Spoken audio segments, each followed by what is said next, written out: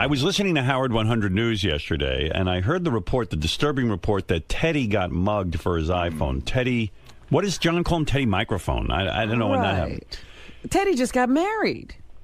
Yeah, it turns out he was on the subway, and he says like a pack of wolves, like 7 guys descended on him and tried to fight him.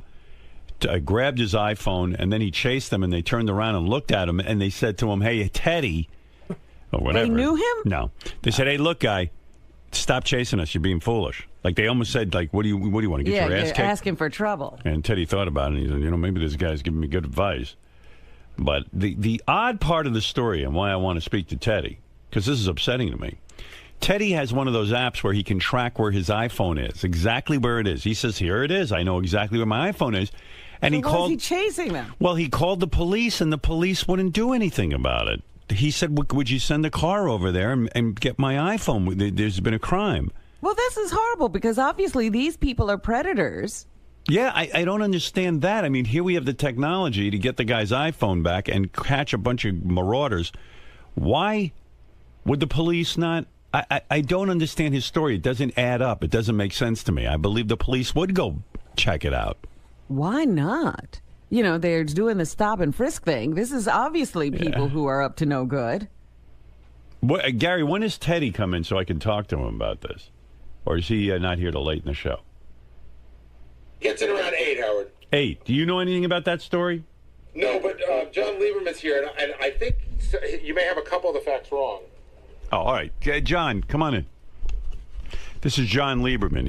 He's made his bones on the Tim case where Tim shit in the bathroom, and he... now we look forward to every report. He did DNA swabbing and all kinds of things, and all of a sudden he's like top reporter around here. Jon Leiberman got 18 on the ugly meter. Yeah, a lot going on around here. Yeah. Who knew? So Teddy went out drinking Sunday night with his new wife. Right. And he ends up turned around on the C train in Manhattan, headed the wrong way. Mm-hmm. So he's headed to Brooklyn. Okay. He gets off the train. He's discombobulated. Next thing he knows, there's 7 or 8 guys poking at him, reaching in his pockets, trying to mug him. Right. They end up getting his iPhone out of his pocket. Right. But they don't take his watch and or his wallet. Or his wallet all or right, anything. So far I'm with you. I think I got the facts straight. Then he gets back home and he calls the police, but the police say they want to come to his house and do the report and everything, but he was drunk and kind of out of it and said, that's why. Okay. Said, I don't, really I don't feel like dealing with this right now. So then he uses the app on the iPhone to locate his phone, and he sees it sitting on Fulton Street in Brooklyn. Right. For hours and hours, and then he wants to go back. Yesterday morning he told us he wants to go back and find his phone. Vigilante style. Yeah, I heard that. Yeah. And we advised him that it's probably not the best idea to do that. Well, why won't he?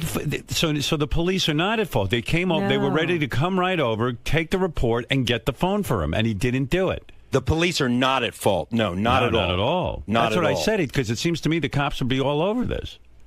Well, look, I mean, people get their... Where is his iPhone now? Is he still able to track it on his iPad? Yeah, he's still tracking it on that app. Now, why won't he call the police now?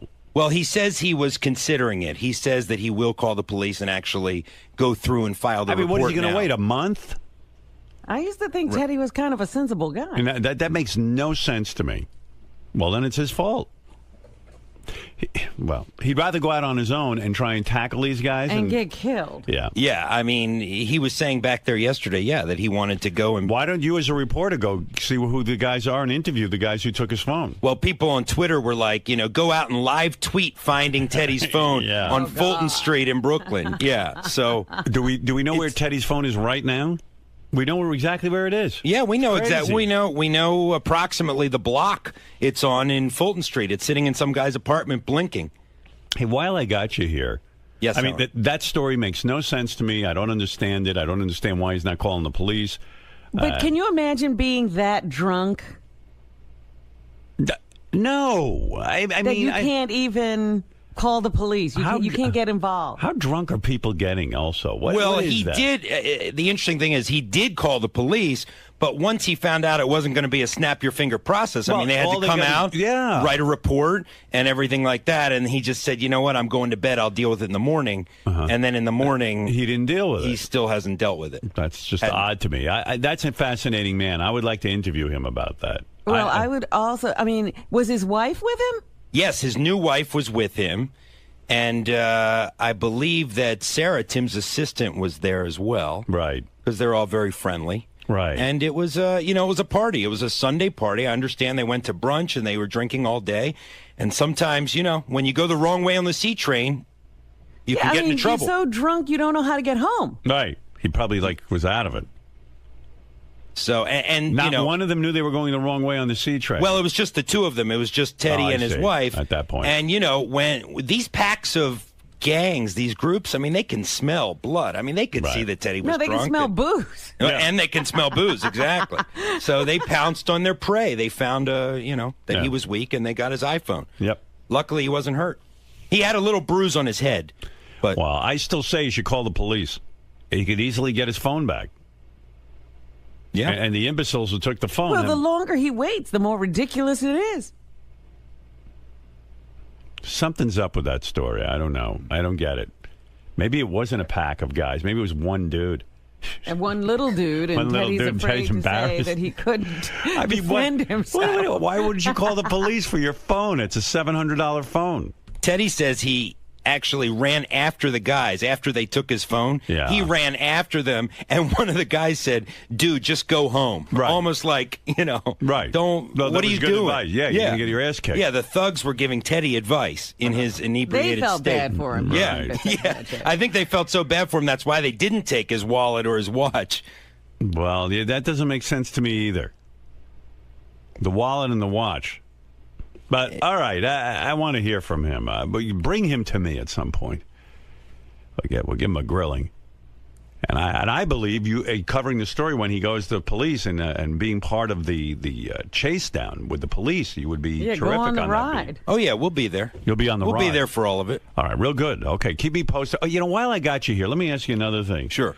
Did you do the toe fungus Gary report? I did not. That was a Lisa G. That's her beat. Lisa Gary's G. toe fungus. Gary's toes or Lisa's beat? Yeah, Yes. I got to tell you, because I was so curious when I heard that story, because Gary was at my house over the weekend. And, of course, he goes in my pool. And I noticed his toes looked absolutely horrible. He's got his fungus back? He had laser treatment. I thought he had gotten rid of it, and it was like one of the toenails was like almost sticking up like in a weird way and look rotting. Ew. But on the report it said that he put on some sort of cover-up thing that makes his toes look normal, but they look nothing like normal.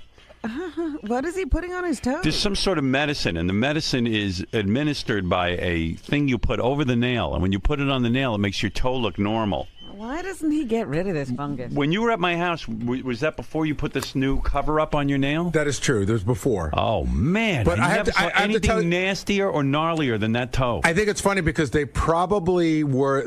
I've been at your house 3-4 summers in a row. This is the healthiest I've ever been. It's only Really? it's only the one toe. and But oh my God, Gary, that toe has some fucking look. I mean, it is. You cannot. What does it look like? It looks like, to me, I looked quickly because I didn't want to bum out. We were having a good time, and I didn't want to concentrate. But the whole time Gary was in my pool, I'm like, I hope that shit doesn't spread to me. it doesn't. Mary and I had a long discussion. Mary's like, you've had this for like 7 years now, Right? And she's like, we use the same shower and everything, and you don't. I don't think. I mean, it can spread that way, but I think I got it from I don't know, like sweat in the socks or running. That's what the podiatrist said. No, it's unbearable to look at. And Gary's toe, it's the big toe.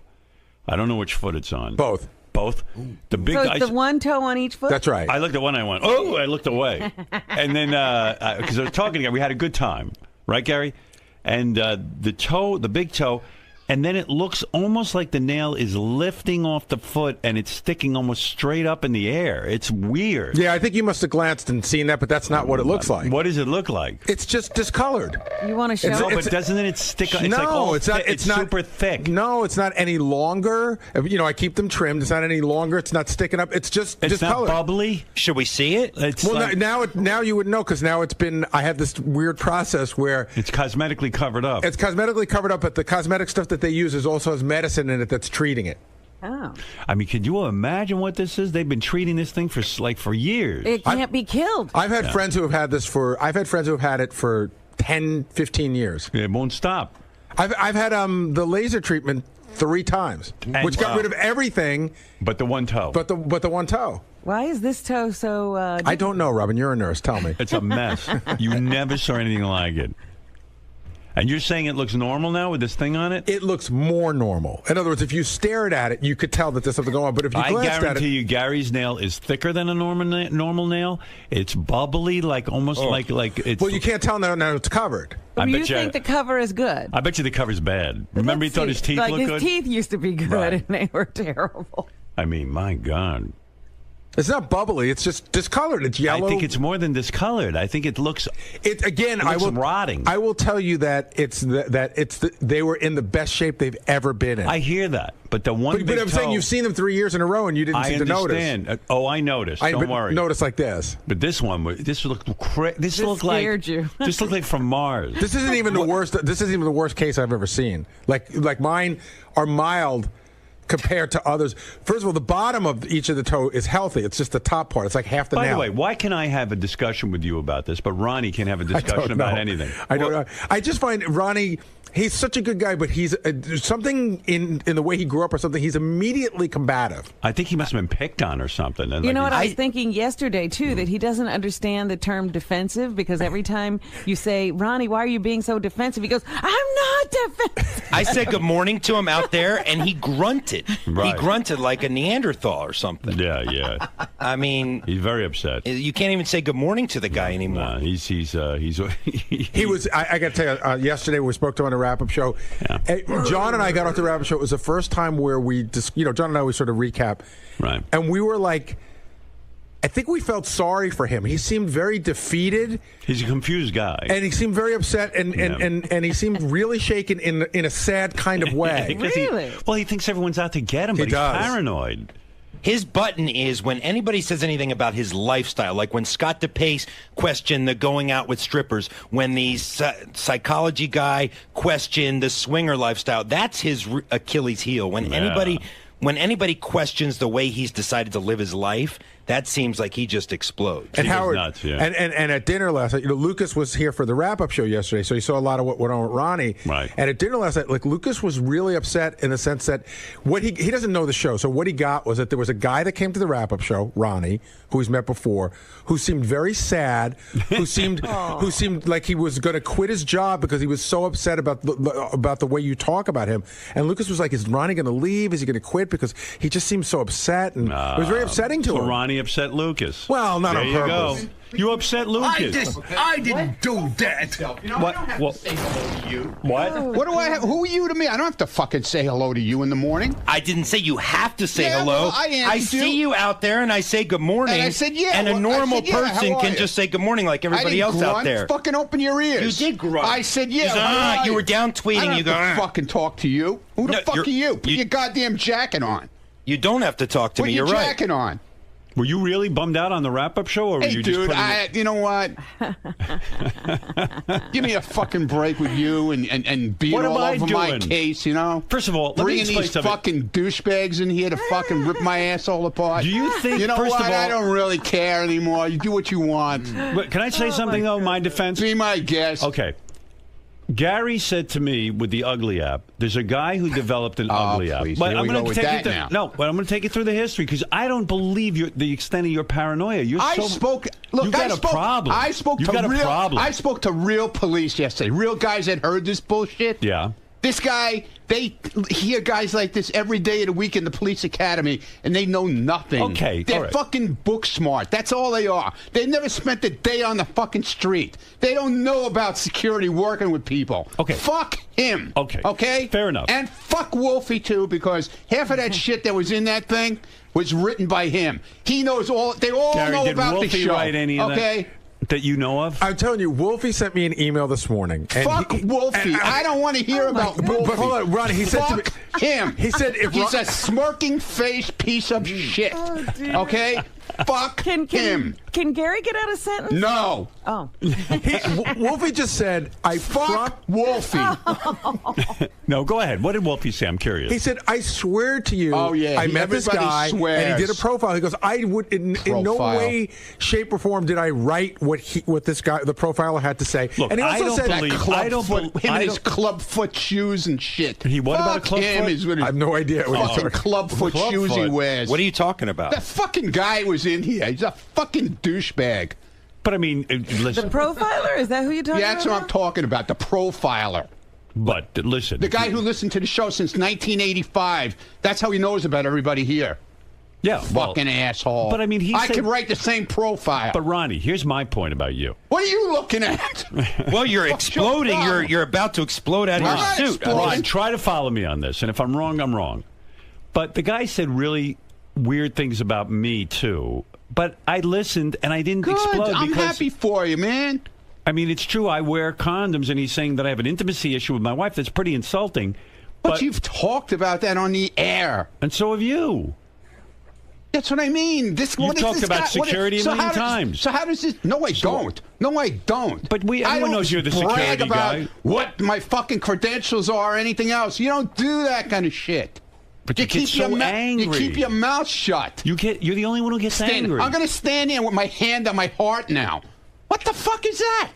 I don't know. You get so angry though. So say to the guy, "Hey, I don't believe Fuck that." him. I don't have to come in and fucking patronize him. Fuck him. And I heard the wrap-up show. Do you really think that I orchestrated the ugly app so that you I would didn't get say a anything about the 0.0? I didn't say anything about the You ugly said it app on the yesterday. app on the wrap-up show.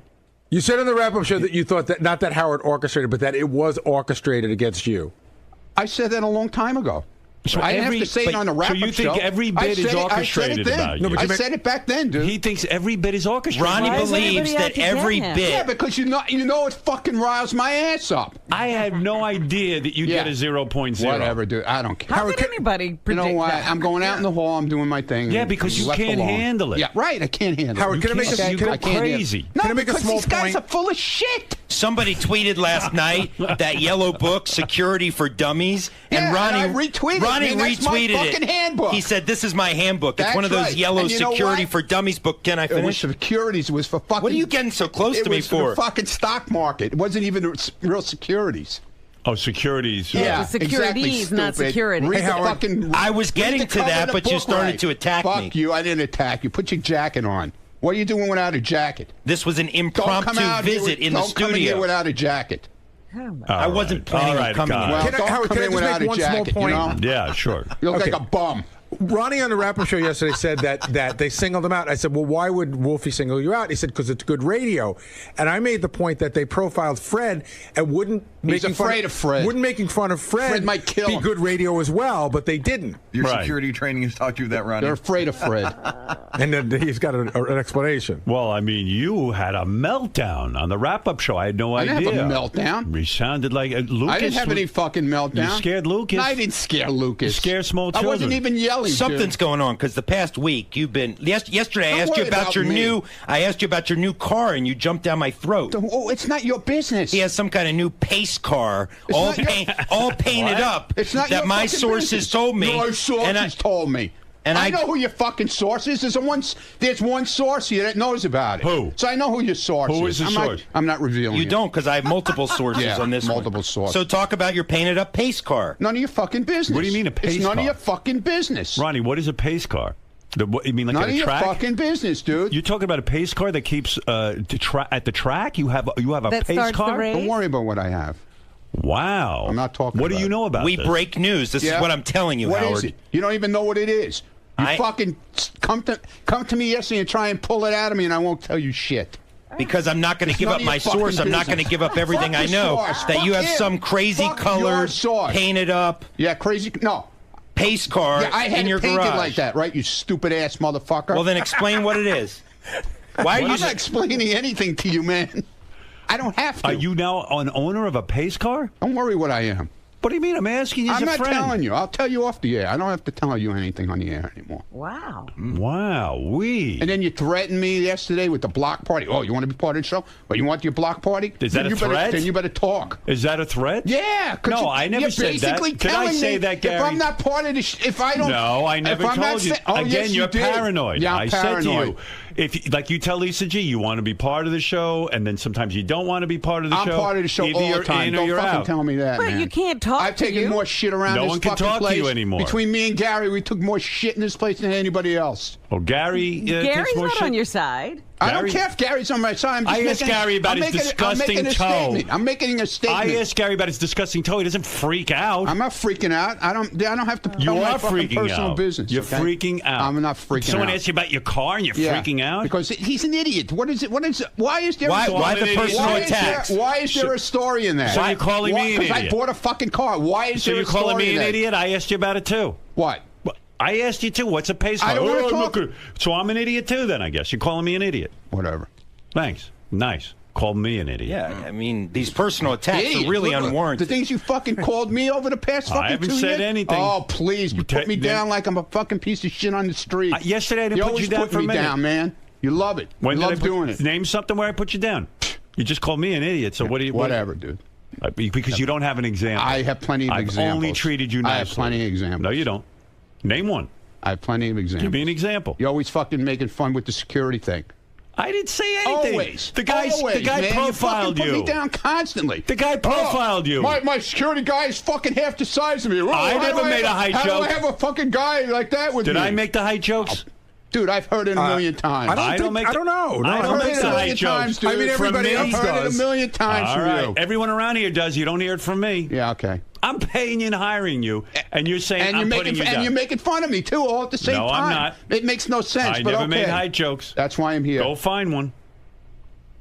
Go find a height joke. I found him. Ever since we had the I roast. can't believe he's this sensitive. I'm You very you should have sensitive, heard him on the Robin. wrap-up show. You sound Very like a crazy sensitive. man.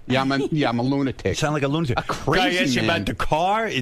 No, fuck him. I don't have to fucking answer him. What the hell is Do this? you hate everyone here who asks What's you it? questions? No. It's not like I asked you some No. incriminating question. Here, let me show you how he does it. Let me have this.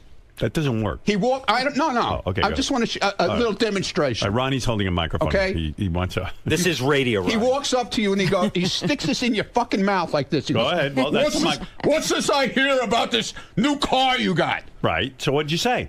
Mind your business. It's none of your business. No, actually, you said something much more profane than that. Like what? Get the fuck out of my face. I don't have to tell you about my car. Yeah, exactly. Why can't you just say? Do I ask you about your car? Ronnie, why can't you just say I don't feel like talking about it? I do. That doesn't work with him. You just say, excuse me, I don't want to talk about it. Doesn't work with him. No, I stay on it And he because stays on it with that thing. He sticks it in your mouth. if like it's an issue, like it's somebody's cock. if it's an issue that people back there are talking about, I heard you, moron. If this is an issue that people back I there sure are hope you talking heard me. about, then I am Right, entitled you're a to ask newsman. him about it. He's the newsman. He's got to ask. it's not news. It is true. Why- You it's got a not pace news. car? People It's not back news. there Why are are you talking embarrassed? I'm about not this. embarrassed. Why won't you talk about I your ain't pace fucking car? embarrassed. Why won't you talk about your pace car? It's a great fucking car. It's a So collector's tell item, us about okay? it. No, I don't want to tell you about it because it's the way you handle it. When you walk up to somebody and say, "Hey, listen, hey Ronnie, you know, I just heard something about from somebody that you got this really cool car." No, instead you walk up and shove this cock in my mouth and go, Cock? When did it become a cock? "He loves." Do you think it looks like a cock to you? And you think That's it's- right, and he's tempting me with his cock. That's his cock. This So is you his want me to cock. get another microphone that isn't a phallic symbol? Is that what you're I saying? talk to Lisa all the time. She doesn't walk around with that thing. But you stick it in Well, that's everybody's because mouth. you have ulterior motives. So with what Lisa. is this? You bought a pace car. Do you go to the track with it? No. And what, you drive it around town? It's a car. It's a regular car, but what does it have? Stickers all over it? It doesn't have stickers all over it. What does it say on it? How does one distinguish that it's a pace car? Because it says it. It says pace car. Indianapolis 500 pace car. Now, this is a car that you drive around in every day? No, when I feel like taking it out. Is this in addition to your other cars? Or Yeah. It is? Yeah. It's a collector's item. It has collector's insurance on it, everything. Now, what's It's so not like special about a pace car in the sense that it's... They only made 500 of them in that year. And why do you like this so much? Because I like cars, okay? Do you feel that people... You like your things, Yeah. I like cars. Do people that feel... bothered you too, I know that. No, I'm asking... I didn't do anything. You were doing so good, Ronnie, up until that. Do you feel people will think you're... I feel shit coming on. No, you know? I'm asking you... I'm paranoid, But remember? let it come on. Don't just anticipate it. Do you feel people will think you're in the race car business if No, you drive I don't a know. pace I don't car? care what they think. Doesn't it appear that you're in the race car business? No, absolutely not. Mm-hmm. That's it. That's the only question I had.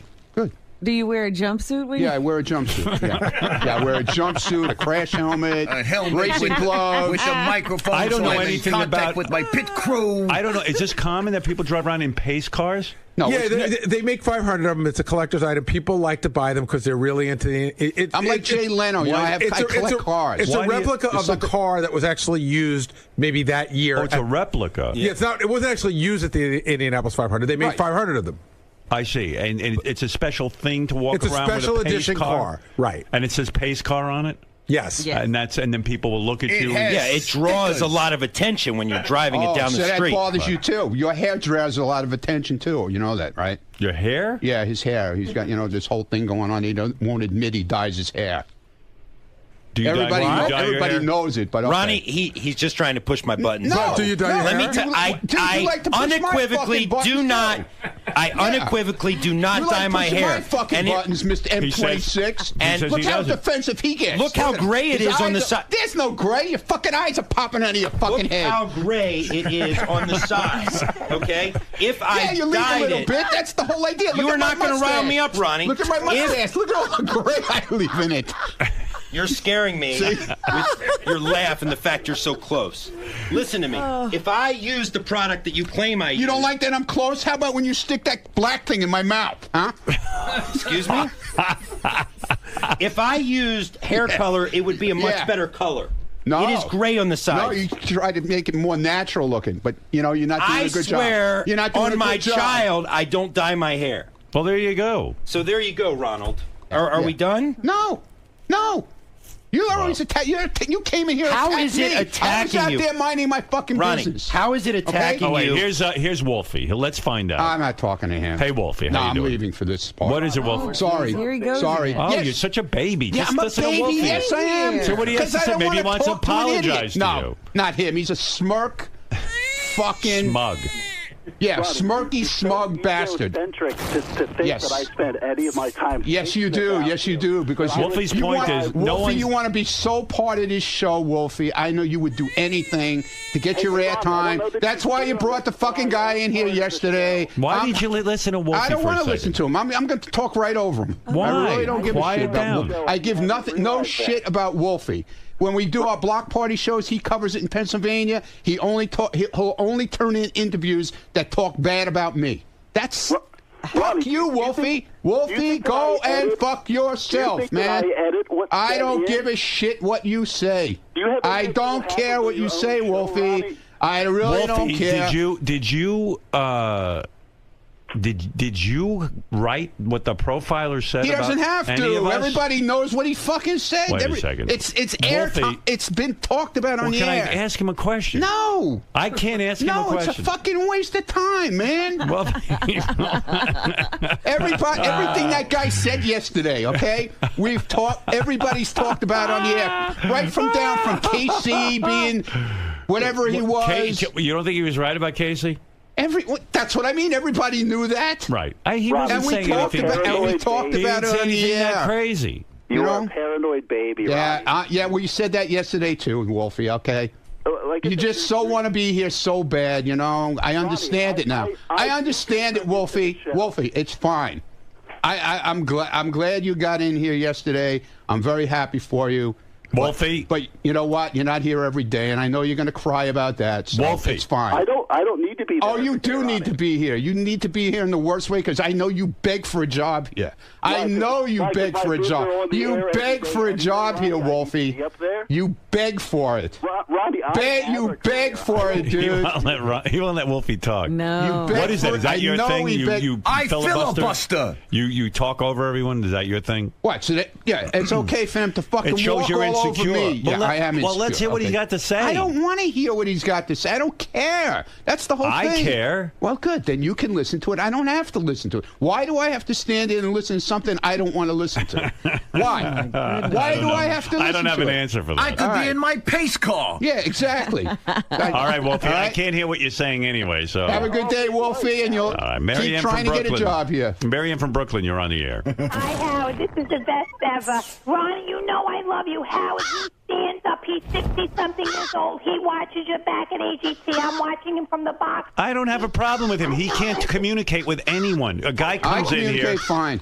Ronnie can't handle talking to anybody. I never saw anything like it. It's old school. He was born he's more like my age, and he feels very defensive, and I think everyone's sort of picking on him. Maybe you're right, Joe. Go ahead. You're on the air. Ronnie, you are such a baby. Yes, I am. Of course. Ronnie, here's my point. Go ahead. Man, you bust balls around there nonstop. Somebody. Wait a minute. I bust balls around here? Yeah. How do I bust balls around here? You're constantly joking with people and playing around. There you go. Yeah. Joking. There you go. No, joking. you walk up to people, you tell them to fuck off, and you say you're joking. But the people don't know you're joking. Oh, they don't. Please. They know me long enough. You bust balls. Yeah, okay. Everybody busts balls around here. Well, everybody. So you should take it a little bit. And I don't think that guy yesterday was busting your balls. I take it from the people around here. I don't have to take it from outside people, dude. I take it from you. I take it from everybody here. Nobody gets their balls Is this a case that you can you can dish it out, but you can't take it? No, that's bullshit. I take it. You can't tell me I don't take it. All right, let's go to Clayton. That's horseshit. Clayton, what do you have to say? You don't take it gracefully. No, maybe I don't, but I take it. You got to calm down. You're going to have a fucking heart attack. Yeah, no, Clayton, I'm going to blow another eyeball. Yeah. You know? Yeah, well, now I see why your eyeballs are blowing out of your head. Clayton, go ahead. Hey, Ronnie, you got the 82 Vet or you got the Buick Grand National? Neither one, dude. It's the Come on now. Neither one. I'm serious. It looks like a Corvette to me, the one I just saw. Well, that one he says he doesn't I'm saying it's a Corvette, but it's not 82. Oh, Ronnie, it's a Corvette. I'm sticking up for you. It's a and it's very not, sharp car. by the way, it's it's very, very sharp. It's not 82 pace car. It's a 78 pace car. Wow. Okay, man. That's no, not mine. But I'm just saying the pace car he's talking about is not an 82. It's a 78. Silver and black two-tone. Ronnie, are you upset with the source for telling Jon Leiberman about your car? You know what? It's part of the deal around here. I know who it is. I definitely know who it is. Who is it? I'm not saying. Who do you think it is? I definitely know who it is. I'm wondering, is it Richie I'm not saying anything. I just said I definitely know who it is. Richie Wilson. I didn't say anything. I'm asking you, who's the source? So you don't know. Because you would identify. Okay, I don't know. Okay. I don't. It was not me. Was not Richie? Did not say a word. I didn't say it was Richie. It was multiple sources anyway. I didn't say it was Richie. It was multiple sources anyway. Who are you suspecting? Good for you. Why are you not telling me that? I don't care. I care. I don't care. Who do you suspect? I don't suspect anyone. So maybe you don't really know. I don't really know. You're right. I don't know. You don't know? I don't know. Don't know. Wow. Boy, oh boy, you worked up. Yeah, I'm worked up.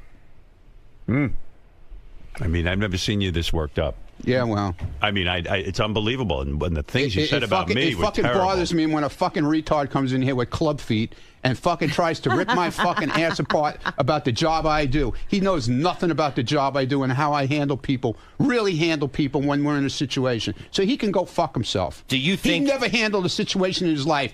Here's a note I just got. Ronnie talked about the pace car at his last party, and Jon Leiberman was there. So what party? Who needed a source? I don't know. I actually don't remember hearing about it there. Maybe I did talk about it that day. Whatever. That's what I'm saying. He's my source. Let me see. Let me see if that's the right picture, Gary. Is that Ronnie's pace car? Let me see it. Is that your pace car? Let me see it. Pace car. Absolutely not. Absolutely not. Absolutely not. Nope. Can you imagine him driving around in his pace car? How often do you do that? I'd like to see that. When the sun shines. Yeah, what's a nice doesn't day? take You it out. take it It'll come out out. in the rain or it'll never come out in the rain or the snow. Do you drive it at high speeds? No, absolutely not. When do you? How fast can your pace car go? Must be able to go very quick. It's a Corvette. It goes as fast as a Corvette goes. What's the top speed it can go? I have no idea. I never tried it. Have you used it on any bridges and tunnels in the city? What? Have you driven it into why, any you're gonna go look tunnels? at cameras? Yeah. No. No, I haven't. No, I haven't. Because I never even... It came from Kentucky and it came on a truck. So I've never brought it across a bridge yet. Okay? Was it delivered to your home? Why is that? Well, look at you. Your fucking eyes are popping out of your head. Why is that so interesting to you? Was it delivered to my home? No, it was somebody dropped it in the middle of the street somewhere and left it there. And they called me and said, "Oh, your car is in the middle of the street. Go get it." What is wrong with you? I'm a reporter. I do does details. Howard 100 News. Well, then why don't you work on your details? He does. Because obviously, Ron, you're not he working does on Howard, your details. He does Howard but 100 he's not News. working on his details. He is. He's asking you. If he had a story, he should have came in here with all the details, pictures, Well, he's asking everything. you. He's not a fucking reporter. Well, he's not going to go to your Bring home and Steve spy. Langford back. He got fired from his job. You're telling he him needs a job. Bring him back, will you please? Oh, now you're trying to get me fired. Go pack your fucking bags. Now you're trying to get me fired. I told you that. I told you that. I'm going to get your bags packed. I don't think it's your place to even suggest to fire me. You're not my boss. That's right. Look how upset you are. You look like you're going to cry. What? Look at you. Look at you. You're all upset. You can't take because it. I don't want my reporting question. I don't want my reporting question. Oh my God! I don't. Did I not have a story? No, you have no story. It is a story. You don't have a details. pace car. You have no details. You don't even know what fucking color it is. Why do I need to know what color it is? You don't want him spying on you. Because you're going around there. Is it orange? Is it pink? These are black? called questions. Reporters ask questions, Ronnie. Yeah. He doesn't know all the answers. He has a source, Before he comes in and makes a statement, he should have the details. What? He's a reporter. But he's asking you. You're the guy who I'm runs not the fucking car. telling him shit. Look, I'm not going to break down the fundamentals of how to be a reporter for you, okay? If I won't tell him the details, isn't it his job? All right. Wait. This is crazy. Isn't it his job? Crazy. This is Isn't it crazy. his job to go out? If I won't give him the details, Ronnie, a report. He's not going to go spy on you. Dude. It's not. He's Well, not now that I kind of might. thing. He just asked you a couple of questions. You're getting so fucking defensive. Let me guess. You want a portion of the guy's book proceeds from yesterday, right? Just like you wanted some of the ugly app guys. I don't want proceeds. anything from him. Believe me. Listen, At the last thing I want is something from him. Go I put have to your go jacket back on. to work and work. Put your jacket on. Go find out what color my car is. Go ahead. Oh my God. Go ahead. Do some work. You really want me? Do some work. Go ahead. Sounds like a challenge. Guess you'll have to break into my garage then, and then you'll go to jail. There are other ways. You'll go to jail. There are other ways. You'll go to jail. He's going to sit out and watch and with a camera and photograph you. You don't want that. I got people everywhere. He's going to stake you got out. people nowhere. Brian, go ahead. People everywhere. Oh, listen, will Lisa G please fuck Ronnie? By the way, I'm pent up. I would love to have that all go down too, because that would be great. All right, thank you, Brian. Listen, Ronnie, thank you. You're welcome. Have a nice day. Thank Enjoy you, your Jon day. Lieberman. Have a nice one. I still say John's a great reporter. I'm sorry, Ronnie. That's good. I'm glad. All right. I'm happy for you. Wow, that was some interview. He's amazing. Oh my God. Oh yeah. Anyway, I was trying to tell you about Gary's toe fungus, but I do have to. That got gobbled up in the Ronnie man. Sure did. What is it, Carl?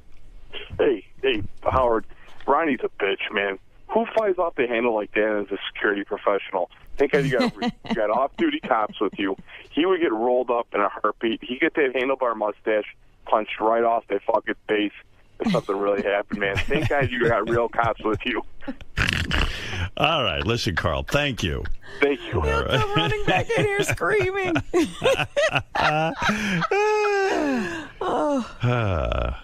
What is it, Gary? That's the car. Oh, that's Ronnie's car? It's got more than a decal on it. Oh, my God. It's a whole those thing. cars are really painted up. Official pace car, and then it's got Corvette written across the glass. Because I forget what Everything kind but of car it Ronnie's is. name is on the car. Yeah. Fred, you are into cars. Do you understand this at all? I don't get the whole Indy car thing at all. Right. I mean, I think it kind of looks retarded. You think it's silly for a guy that age to be driving around? And he's got that in his garage now. I know. It's kind of like, it's like an adult version of like a Power Ranger or something. What does a thing like that cost? Is that an expensive? It's funny. Piece of change. It is, because they probably get you when it comes out. I don't know the collectability on those cars, to be perfectly frank with you, but some of them don't necessarily go for any more than a regular. I think there's collectability because it's 1 of 500. So if you can find someone who's interested in it, then they probably Right, it has to be the same kind of. But the only thing I think that makes it distinctive that Ronnie has are the decals. Yeah, but I wouldn't want to drive around with stuff written all over my car. But I don't even want to have like a vanity plate. Right. But and he the likes whole that. thing is when you drive around in a car like that, everybody's looking at it, wondering what it is. Well, also you're driving around and people are assuming you're something tied in with the race car community. Well, right? sometimes you don't even, because I always see, guys with race cars on a flatbed as they're coming to and from races, and everybody on the road is looking at the car. Right. Well, Ronnie will be driving this thing, so everybody will be looking at Ronnie. That's and what won't he they wants. assume he's a race car driver of some kind? Well, when you look at him, I'm racing in the HOV You're sure lane. that's not the case. Right. No, but I mean, it's sort of like if I... It assumes involvement. It's like if I wore a David Letterman jacket, you would think that I worked on the David Letterman show, right? Right. But and then like people would walk up and go, "Oh, what do you do on the David Letterman show?" I go, "I don't do that. I like the jacket." That's a perfect example because you could buy those in the gift shop next to Letterman. Right. Right, but I don't think Tony Stewart is driving around in a pace car. That's what I mean. Probably like that would be like me driving around in I don't know. A milk truck. Yeah, I mean... yeah. Are you right. a milkman? You're a milkman, aren't you? I just worship milkmen. Your information. Yeah. I am like a brony with a Corvette. Is that the car? For your information, okay? Is this the car? Tony Stewart owns a bunch of cars like that. He does? He collects He doesn't them. drive around in them. Yes, he does. But he's a race driver. But he Yeah, but belongs in one of those. Yeah. That's what he does for a living. He What do tells you have to you do? that, Ronnie. What are you talking about? In other This is- words, let's say I like the milkman industry, and I drove around in a milk truck. Why is this such a... Or one of those ice cream You know trucks. what? I love the ice cream. Why do you Ron, buy why- every new phone Do you that sell comes out? Mr. Why do you Softy? buy I every buy a new fucking phone because I want to be up on the this is latest something- technology. this And is it also something you works. like, Yeah. okay? This is something I like. Right. And that bothers you too. See, I don't get that either. No, I'm trying to understand No, it that. bothers It doesn't you. bother because me. you're making fun. You're making fun of it. I'm not. I'm asking. You are. You're making fucking fun of it. You assume it asking bothers you. You assume asking a question. You owned a Corvette for 3 days and you got rid of it because I didn't like it's it. not your thing. Right. This is my thing. I like cars. I'm sorry it bothers you so much. All right. Fair enough. Thank you, sir. We You can't have a conversation with him. You can't because it's unfair, dude. It's unfair to talk to you. I could do this all You day. attack my I know, character. it's so You funny. attack my height. You attack my job, and now you attack my car. You've gone too far. You know what it reminds me of? Imus wears cowboy outfits, but he's not a Right. cowboy. Right. But he likes it. He walks but it's- around in that duster, and Yeah. you expect him to pull a 6-gun on you. Yeah, you think it's like Clint Eastwood from a spaghetti western, and like Imus walks around in that Cowboy hat. get up, and you go, well, like if you didn't know who he was, you'd say, "Oh, sir, what ranch do you work on?" And What rodeo do you ride? Right, for? right. Yeah. Are you a rodeo rider? Are you with the rodeo? You would say, and he'd go, "No, what are you talking about? Don't say that to me." I just walk around like this. Right. And Ronnie walks around like a race car driver. All right, listen, I'd love Sometimes I put on a dress and pretend to be Danica Patrick. Ron, Yeah. why react this way to stories? I mean, you're only perpetuating the story. You're only Oh, keeping Scott's it trying going. to figure out my car. Forget it. You figured it out, he says. Yeah, what is it? 95. Well, anything's possible. Fair enough. Ron, Yeah. why keep a story moving like this? Yeah, If now, you- see, Lieberman will run in there now because somebody else did the work for him. I don't give out any. Somebody else did the work for him now. He'll go in and say to Scott, could you print me out a picture of the 95 now? Good. He came in Good. to me with it. Yeah, but I'm saying Lieberman didn't do that. That's his job to do. Not somebody who works in the office back here. Ronnie, why act so closely guarded about the story? Why not just own up to it, give your information, and move on? I mean, you know Why how should things, because you know how things work around here. You're making it. Business. You're making it worse. It's not his fucking business. You're making it worse, I have Ron. people out here. Get the fuck out of here. I have a job to do. John, why do you think this has set him off so much? I mean, what's going on with Ronnie? Ronnie has been irked lately about a number of things. I think the psychological profile yesterday, whenever anybody pokes at his lifestyle or how he chooses to live his life, he goes off. And then whatever comes subsequent to that, he then goes off. So I happen to be in the wrong place at the wrong time when I asked him about the car yesterday. And a reporter's job is to probe. We ask questions to find out the truth. So I knew, Ronnie confirmed that he got a pace car. I didn't know all the details, but I knew the way to get the details was to bring it up on the air with Howard. And look, now we have the details. We have the year, we have the make, so Ronnie is just angry. I mean, that's no breaking news. All right, Robin, it's time to hear from John Hein. Johnny boy, come on in, pal, and tell us what's going to be on the wrap-up show. Wrap-up show has been on fire.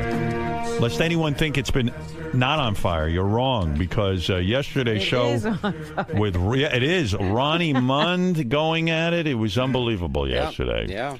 What are you going to be talking about today? You think that something is up with Teddy Microphone getting mugged and losing his iPhone. It's just weird that he doesn't call the cops and get his phone back. Where is that fucking guy? Yeah, he's here now. He's here. Explain that. Teddy, come here, just real quick. I don't want to spend all morning on it, but I wouldn't mind an explanation. I started out at 6 o'clock in the morning with this. Teddy. I did go. I went yesterday. Oh, you went to the police, but why would you wait? I mean, well, no. I couldn't go that night. Is your drinking out of control? No, what? It's average. Do you and your wife get just fucking slammed? Well, everybody gets pretty slammed in our circle. How many drinks did you have? I don't know, like umpteen. Are you that umpteen? Are you that fucking bummed out about your life? No, not at all. We're having fun. We were with a huge group of people. It was just like super fun. I mean, this is what you can't have fun without getting completely fucked up. Yes, of course. Let me tell you something. I've cut my drinking back almost to the point. I don't drink almost. I know. I barely drink. Well, I mean, I might have one drink a week. I know. I know. Tell you, look at me. I'm having as much fun as I used to. Are you blacking out? I was browned out, I'd say. What does that mean? That's a little less than What's blacked going out. on with you? I You're a don't young know. guy. You're that miserable? It was just a really fun time. I don't know. It was you a think party. That's fun to black out? Yeah, it's not fun to get on a subway afterwards, But so you got going on the subway wrong way and everything. It's just crazy. I need to hear her, you say yes, a pack of hyenas. You say 7 guys. It was it was like National Geographic. They took your. What does that mean? Like the wounded wildebeest and like all the 8 hyenas are nipping at it. Like so you were drunk. You were on the C train. Yeah. And with your wife, and they surrounded you, and they took your iPhone from you. Yeah, I mean, they were all nipping at me, and I was kind of fighting them off. And then one of them, as we were getting back on through the turnstile, one of them got his hand in, grabbed the phone, and he was at some point, gone. you got to give up, because who knows what can happen. But I did go to the police yesterday. I mean, I called them but why wait night. 2 days? No, 1 day. One day. I followed the advice of the 911 operator. He's got an iPad, and on the iPad, it tracks where your iPhone is. He knows the exact location. The cop said to him, just you have to file a report, and we'll go get your phone. And you got to jump through their hoops. I mean, they don't. It's their not like hoops. I mean, it's not like they got to just make sure go kick down the door. Well, of course, because they got to make sure that you really own the iPhone. They can't just you call them up. They just can't go get it. But it's also a little minutia involved because it was at a train station, so now it falls under the Transit Bureau, and then it's this, and then this, and this. And I went to my local precinct, which is up here. All right. Do you have your iPhone back? No. What, you have an iPad. It tells you exactly where it is. It's still sitting in the same spot where it was. Where are the police on this? They are now investigating, but investigating? Yeah. You mean detectives have been assigned and everything, yeah. And you gave them the location? Yeah, and they need to, in fact, come and collect my Metro card to double-check where I was when I swiped it and all that other stuff. They're By really that time, going deep. the phone's going to be gone. As soon as the battery dies on the phone, you can't track it anymore. Oh, for Christ's sake. Well, I got lucky. Look, Teddy wasted several days. He did, but I mean... one day, Rob, one day. It was yesterday afternoon. And the reason you didn't go to the cops right away because I called 911. It was like 10 o'clock at night, and it was Sunday night, and I just wanted it. Yeah, I was just like, I have to get up. You were wasted. The guy's like, the 911 operator was very nice, but they said, oh, we'll have to send a car over to your house, and I figured it would take hours. All right, well, keep us posted. Look, I'm fine. It was like, we're very lucky. No, I know blessed, you're fine. I mean, but you should have your phone back. I'm a little sore here, but that's all right. What, they punch you in the head? I don't know. I don't know what happened. I don't know. Well, of course not. You were so wasted, you blacked out. Yeah. Well, listen to me, my friend. That concerns me more than the phone. Listen to me. That you put yourself in danger. I love these people who decide that they can go and be out of their minds and nothing's going to happen to them in a big city. Now Robin's upset with you. I'm sorry, Robin. That's right. You're probably sore from falling down when you were drunk. Yeah, he probably hit his own head. I know. That's why I didn't Hey, bring that didn't up. you recently bash Benji on the wrap-up show? No. Yeah. I heard it. What? Benji, you and Teddy having a hard time? No. I've always liked him. I just thought he was real Weasley about it because he bashes me on air and then he comes up and I said, bash him off air and then I can't come up on air. No, but then you come up to me off air and you said, "Hey, I just made that up because I want to get on air." So I didn't say that. I just said that's my. I'm like I have to. I have nothing to say here right now. That's my angle. Well, you said you didn't really. No, feel but that like way. little things like the shoes, like when you brought up his He's shoes wearing today, high like heels, these little yeah. fucking things that just drive me crazy. Last year He with wants to be taller than his the girlfriend. wig, with the whole Rock of Ages Benji Well, yeah, thing, that- seriously. He tries to draw a line. Eyeliner, but then again, I zoomed out and I stepped out and I said, wait a minute, I've only been here 6 years. There was the Benji who came in African garb. There was Right. the Benji who did this. So maybe that's his thing. And I said, it's not my place to. And then I felt bad that I was just in a grumpy mood and it was, right. I don't know, pre-wedding stress. You've also and all been that critical stuff. of John. You've also been, but you've also been critical of John Hine. You feel he's too straight-laced for the John show. Hine? Yes, No. John Hine. Isn't that true? No.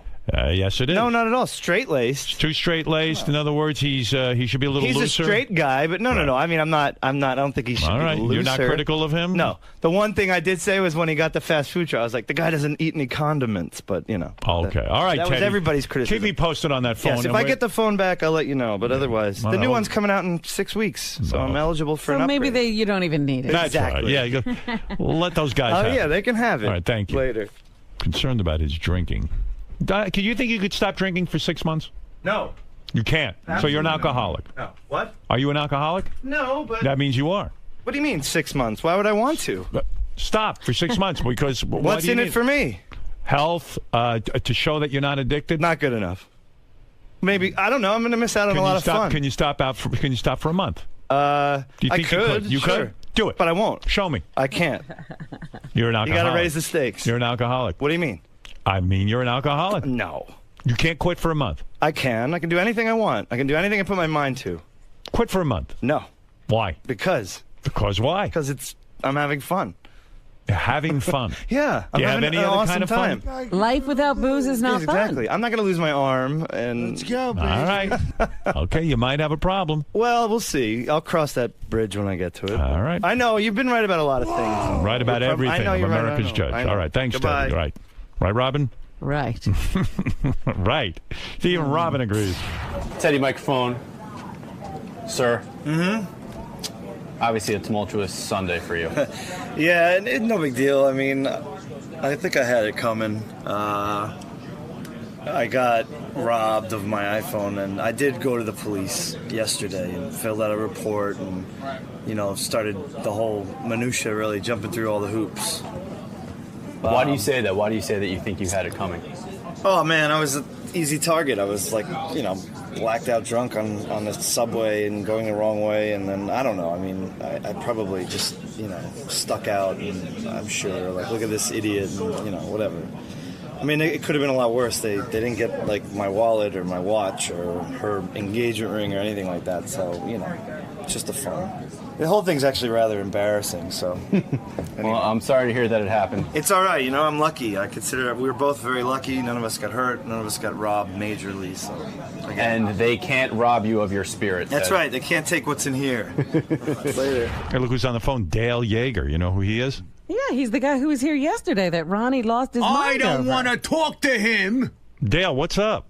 Hey, Howard. I'm sorry to bother you, but I heard earlier, I'm listening to the replay of the West Coast show. Yeah. Mm-hmm. And I hear Ronnie making a statement which is absolutely ridiculous and asinine. Which one is that? Well, He's- he made a statement. He goes, well, I've talked to real police officers, and they say they know these guys. They're all book smart. They hear them at the academy. Howard, I've been operational in the field. I'm operational now. I work on cases. I'm in doing interrogations. I'm not a guy who's just some college professor that stands in a room and gives theories. No, I tried to tell Ronnie that, but he won't listen to me. Ronnie's screaming too loud to listen. And you know what blows my mind is, of all the profiles I did, and I actually did one on Robin, but we didn't get to it, but of all the profiles I did, his was the shortest. Right. And he got the most upset. Yeah, I still don't understand what he got so upset about. I don't either. And that's another thing, too. I wanted to clarify. I said that I believed, and again, it's not definitive, I believe that he, in his past, has done swinging because of all the stripper things. Well, swinging is when you have more than one sex partner at a time, 2 people or more. Mm-hmm. I don't think he understood what the definition of that was. I just wanted to clarify that. All right, Dale, fair enough. All right, thanks. All right, thank you. That's Dale Yeager, who is a professional profiler who got into a huge fight with Ronnie yesterday. Yeah, well, he's probably set Ronnie off again. He might have. I don't know. It's very possible. Ron. Yeah. Now that you've had some time to think about things, Yes, we played that. What? have your feelings changed now that you've had some time? No. Feelings changed about what? The guy's a fucking professor. Well, he said he has done some field work. He has. Yeah, been out there. he says he's still in the field, giving lectures. That's not the field. Seems like you're giving him a lot of power by not answering to him. He has no power. I talk to real police officers. They know about guys like him. They laugh at him. What else is in the news? What do they do? They laugh at him. How do they do that? Starbucks, Macy's, and other. Stop turning the radio off. I can't hear you. What did they do? They laugh at guys like Dale Yeager. And how do they do that? That's scary, man. That's right. I wouldn't come near Howard if you were Yeah, doing it's like that. a fucking Creedmoor laugh. You know where Creedmoor is? Huh? You know where Creedmoor is? I'd imagine it's about 2 feet in front of me right now. You never heard of Creedmoor? No, man. You heard of Creedmoor. I've heard of Creedmoor. You heard of Creedmoor. It's a mental institution. Yeah, I know Creedmoor. That's where Ronnie should be. So I was right. It was a couple feet in front of me. Yeah, that's where Ronnie should be. Locked up in it. I'd feel, speaking of security, I'd feel a whole lot safer if this interview ended. Good. End it. End it.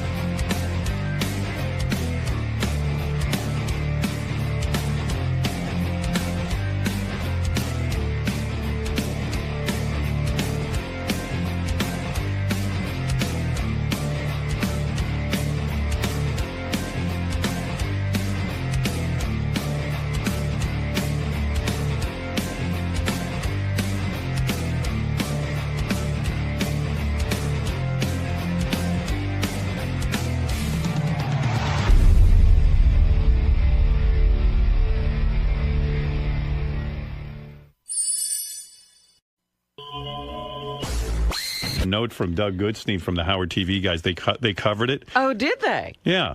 I wondered if they were, treating this seriously or if he was going to have a TV crew following him. I asked Ronnie about it, and Ronnie got an audition for some sitcom. But now it's sounding like strange to me. First, I thought they were giving Ronnie his own sitcom, and now it sounds like he was auditioning for one episode, and that they called a whole bunch of other people from the show to audition as well. Like Richie Wilson ended up auditioning, and Rachel. For the same part, Ronnie was auditioning for, or different other part. parts. Yeah, it sounds like it's they're stacking the deck. They're stacking the deck, and it's like a promotion to get our fans to watch the show. Right.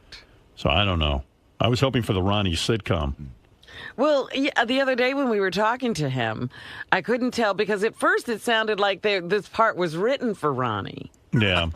And then he started talking about having to go in and audition.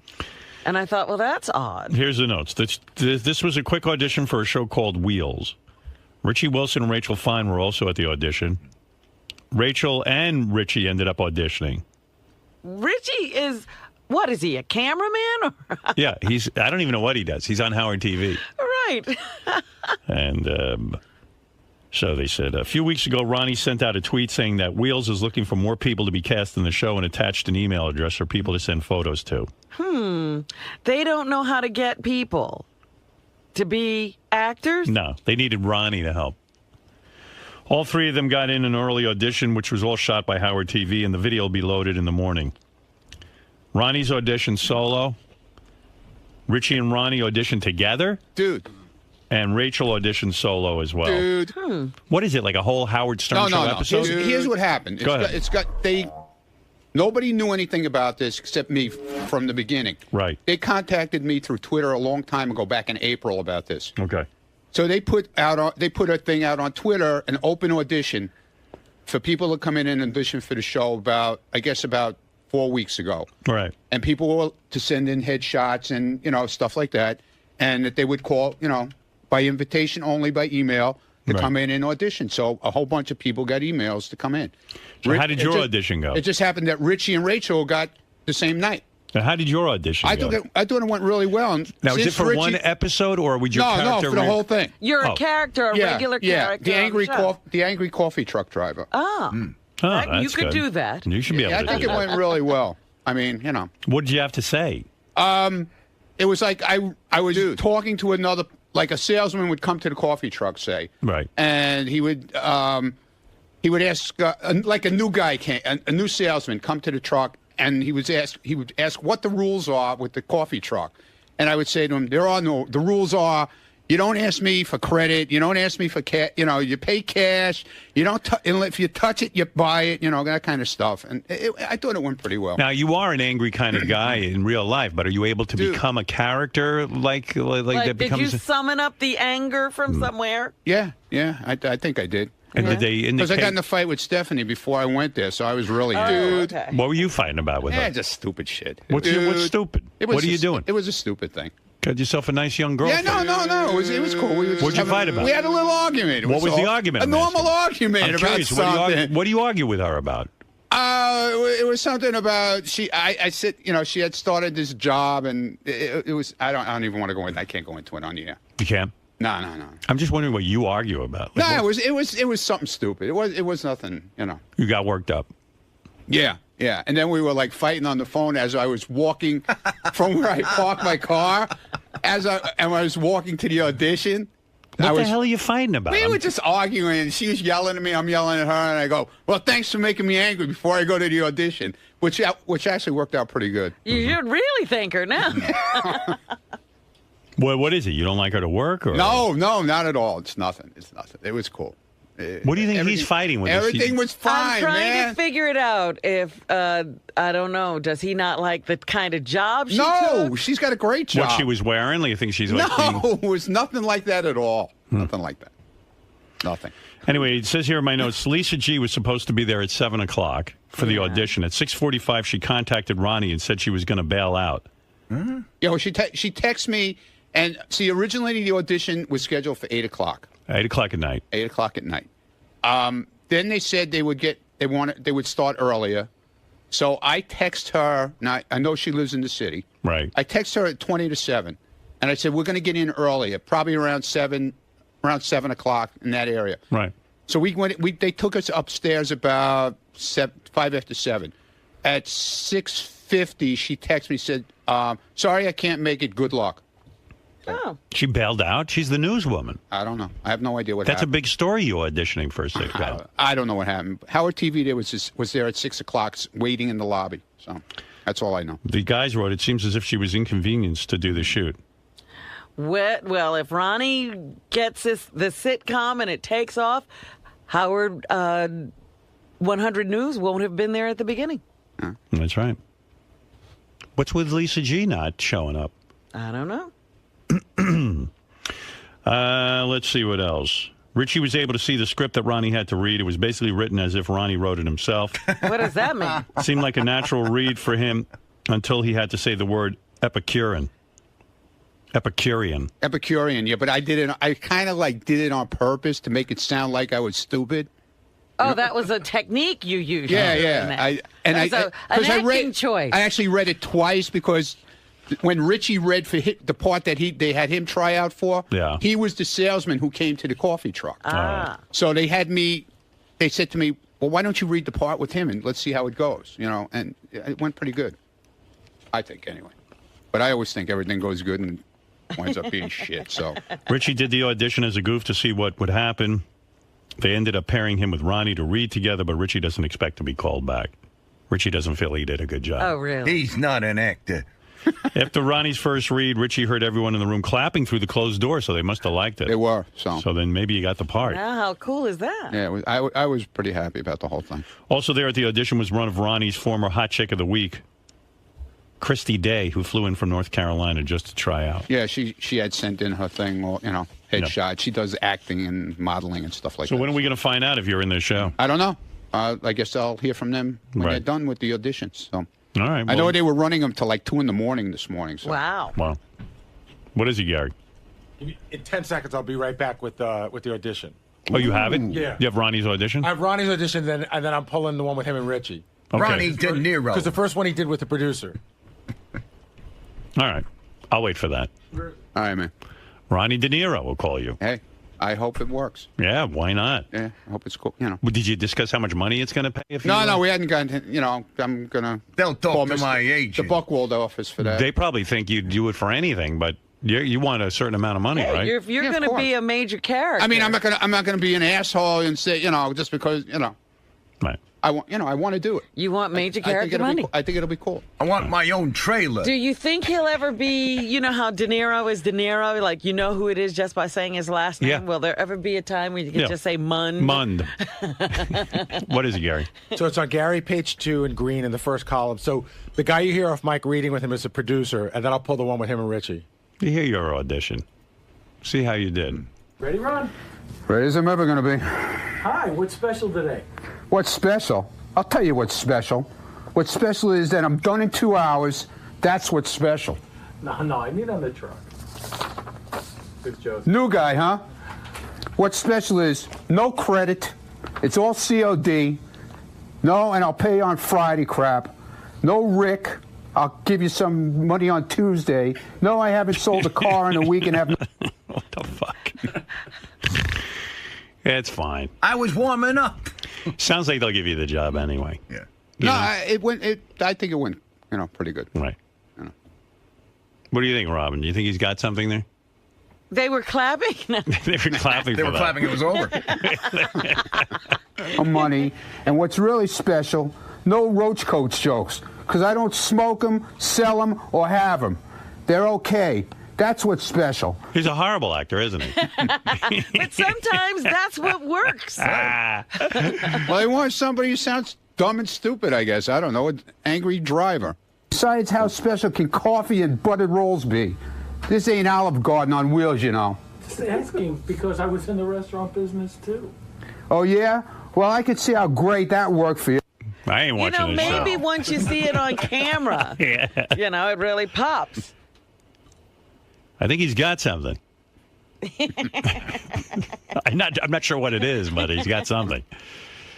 I don't know. What do I know? Hey, then maybe Look, that's I don't know what they're looking for. Ronnie, if they were applauding that, then maybe you're onto something. Hey, I hope so.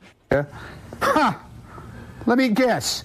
You had some fancy place somewhere with tablecloths and candles, that real expensive shit most people couldn't pronounce. I'm getting close, right?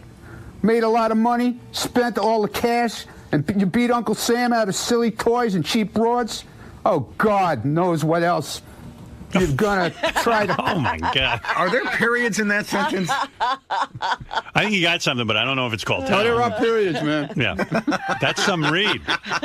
Maybe he was a little... It is a read. Were you a little nervous? Yeah, a little bit, yeah. Of course I was nervous. Sure. Pulled some Zagat into protection bullshit. What? What did he just say?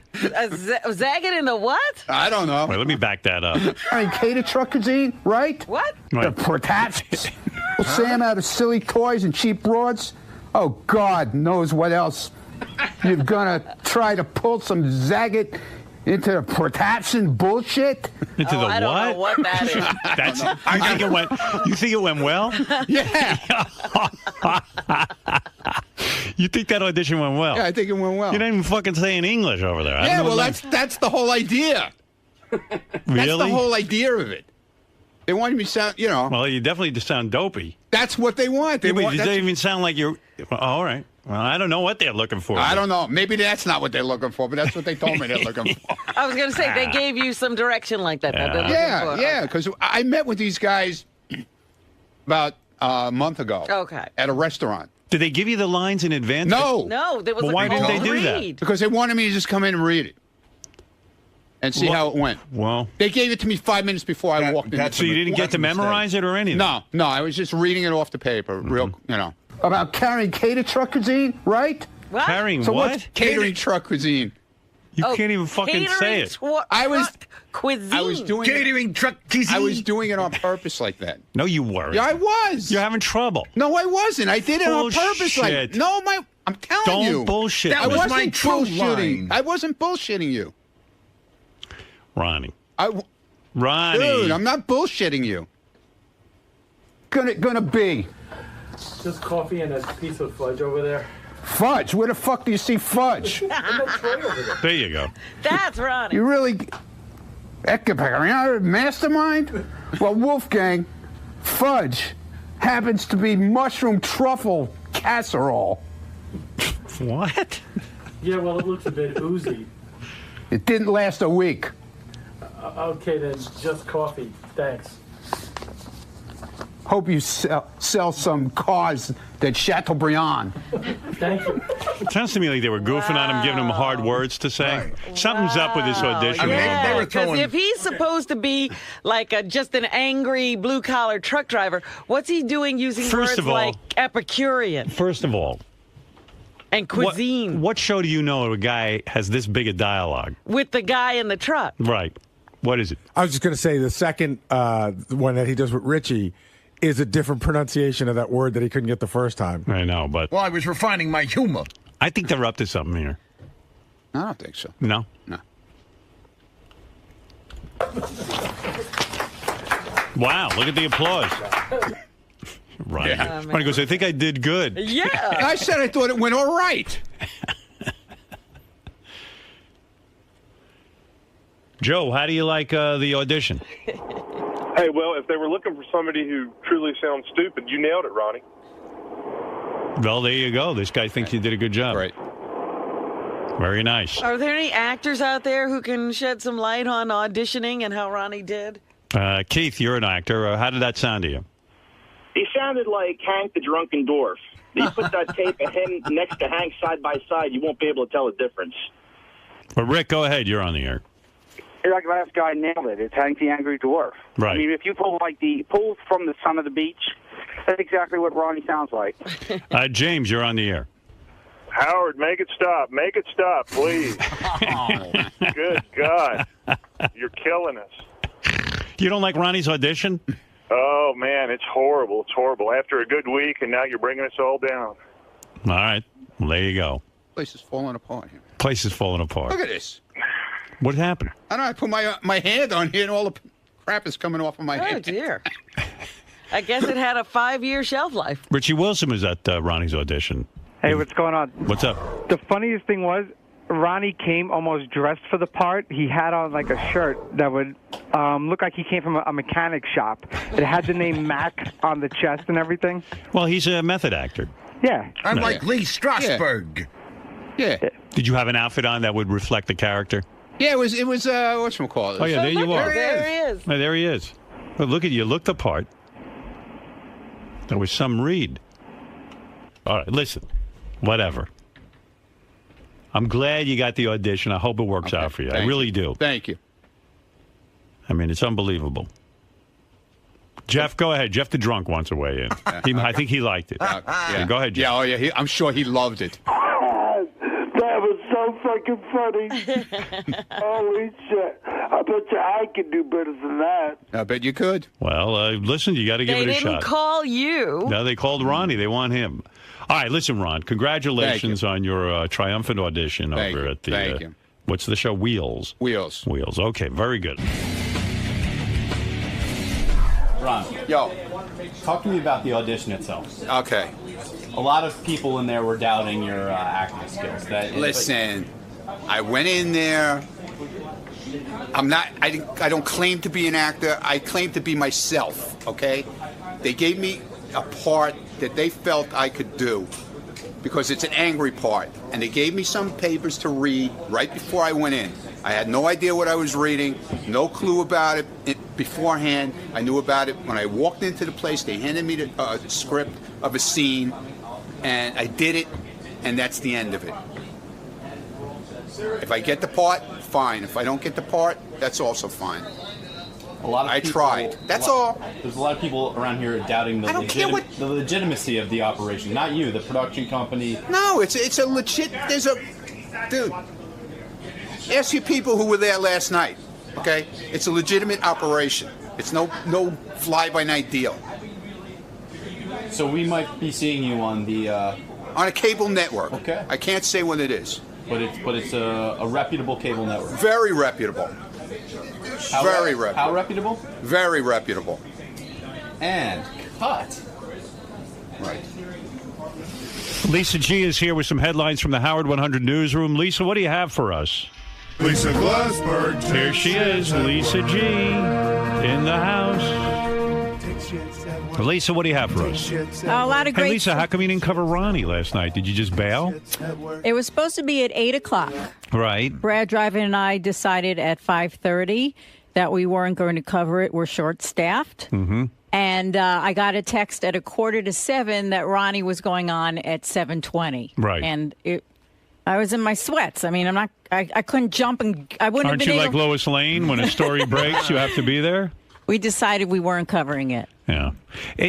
I'm doing more investigation into this so-called sitcom, and it seems that it's not like a sitcom that's already been, been on the air or something. It doesn't have a go. No, it's a company that's trying to make a sitcom. So it's not even, they're trying to put something together. Oh. Kind of like Stuttering John with his Mafia movie. Is this like, do they have a pilot deal? No. Oh, no deal. No, they don't have a deal. Oh. No, they do. Oh, they do? It's sold. Oh, it's sold? Yeah. The guys just told me it's not. Gary just told me it's Well, that's not what I was told. Oh, okay. That's not what I was told. It's sold to a... Who's it sold to? I can't say. I'm not supposed to say. But it's on a network? Cable. Cable network? Yeah. Yeah. And it has an episode run of what? 13, I heard. Okay. Well, there you go. I think Lisa should have been there then. Well, Howard TV was there at 6 o'clock, so that's all I know. A lot of questions. But Lisa was in her sweats, so. Yeah, but... She couldn't get over there. Yeah, but she knew from the beginning it was supposed to be 8 o'clock. And we decided that we weren't What going do you to mean? cover it. Who's we? You didn't tell me. You texted me in the afternoon and said you would be there. What are you talking about? That's not what I said. You I texted said me was at 4 o'clock saying, did they move your read to 6 o'clock? And I said, no. Where did you get that from? Because I have been talking to them. No, let me finish. I have been talking to the producer, and they said they were going to try to move it up to accommodate you. And Lisa, also, you live 30 blocks away. What's the big deal? You couldn't cover we it? decided, I'm not big enough for you? No, you're not. Okay, good. Good. He said to me, well, if I were in the Hamptons, you would have been there. Yeah, right. Exactly. You rented a car to drive out to the Hamptons to cover I was things. there, and I covered that weren't. story on my Yeah, vacation. Baloney. You just didn't want to. You were in sweats. You didn't want to come. We're short-staffed. Have someone else go. What do you mean short-staffed? What were you doing? What other story were you covering last night then, if you were short-staffed? Take it up with my news director. No, what were you covering? You said you were short-staffed, so that means I said we are short-staffed. You must have been covering something else then. Yeah, my job here during the day. Okay. What about everybody else goes out at night and covers stuff? Good. They win. I went and did. I had to be up at 3:15 this morning. Well, next time have the audition in the Hamptons, and I'll go. Okay, great. All right, there you go. Yeah. Lisa G having it out with Ronnie. Ronnie upset his audition not covered by the news That's department. what it is. He's upset he's not you. Exactly. Right. Exactly. Are you upset that you're not me? Wait a minute. You can cover Benji walking down the stairs with a horse head on like a horse. I didn't cover that. The news department can cover that. We covered Benji sabotaging Anthony Weiner's press conference. Good. That was a great news story. That's good. I'm glad to hear it. Like I said, I'm not big enough for you. No, you're not. That's good. Lisa's so cute. Yeah, she's so cute. You're not. No, she's just lazy. That's the whole deal. Right. What if Ronnie dresses a horse? What? What if Ronnie dresses a horse? Oh, she would have been there. Oh, definitely. Yeah. If I was walking on all Lisa, fours. what about that, though? Is Ronnie right in a way that you're lazy because you didn't cover the news? No. You just felt he wasn't an important news story? No, we're short-staffed. I see. What is it? I don't get that. What that means? I still don't get it. There's one person missing. That's Steve. it. That's it. Yeah. That takes down the whole department. The whole That's down the whole news falls department. to shit now. Talk to Brad Driver. He'll explain. I did talk to Brad Driver, and he put his hands up like, I don't know. Well, why didn't Brad cover it then? because he doesn't cover stories. No. He's the news director. I didn't ask Brad. Brad, she was in touch with me in the afternoon. Right. And when well, she decided she had Hold to on. pick and choose her stories. When She I decided told, you weren't when important. I said to her, you got your audio. Hold on. When I said to you in like 3, 4 o'clock in the afternoon when you text me, did they move my thing back to 6 o'clock? And I said, no, where did you get that from?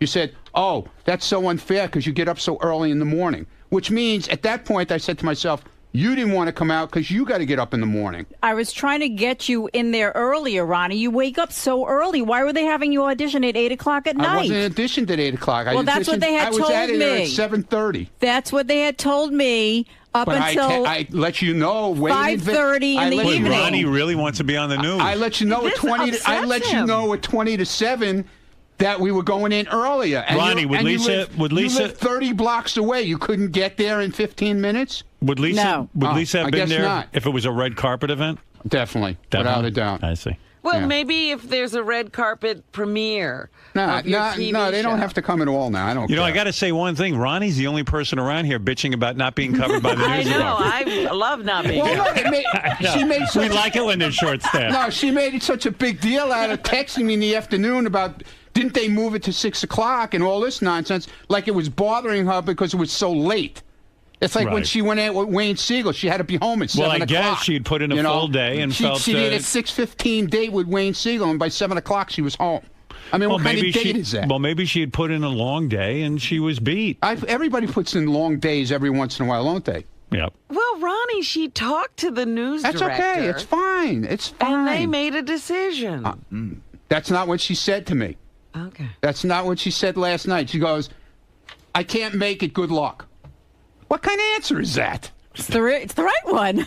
Yeah, okay. Well, maybe in your mind it is. What else do you want me Not to in my say? mind. Go on with your news. I don't want to talk to you anymore. You know, Ronnie's great because he's his own source. He's calling you and telling you to cover some news about him. This is where it's going to be. He's Chicky. upset because he feels that I went all the way to the Hamptons to cover a party Right. where I was on vacation. You were already there. I was there on vacation. I Right. used my vacation time, and I covered your story. And I hear what he's saying. He's upset. He's that- hurt. Yeah. He's hurt. He wants to be on the news. Now I feel really bad. I mean, quite frankly, you can skip any cover party I'm at and go cover Ronnie. I'm way more interested in that. Ronnie, are you upset that, No! her opinion's that you No, lack here's the prestige thing. and that's Don't what tell me you're fucking covering it, and then you call me you call me in the afternoon, and you ask me, did they move it back? Right? Did they move the time back? I said, no, they didn't move the time back. It's still 8 o'clock, but we're still going to get there at 7. They might get us in earlier, okay? That's what I said to her. Then at 20 to 7, I get a text from her saying, not coming, can't make it, good luck. What kind of fucking shit is that? Then don't tell the people from Wheels that you're covering it. Don't tell anybody you're covering it. Don't come. What I heard from you was that, read between the lines, you're a dedicated soldier in this army. She's not. That's the way it's always been. It's always been like that. There is no. She picks and chooses what she feels like fucking doing. That's okay with me. I don't give a shit. With you, there is no time But don't clock. tell There's me no you're covering it. Right. Don't say you're coming. Right. And then at the last minute, back out.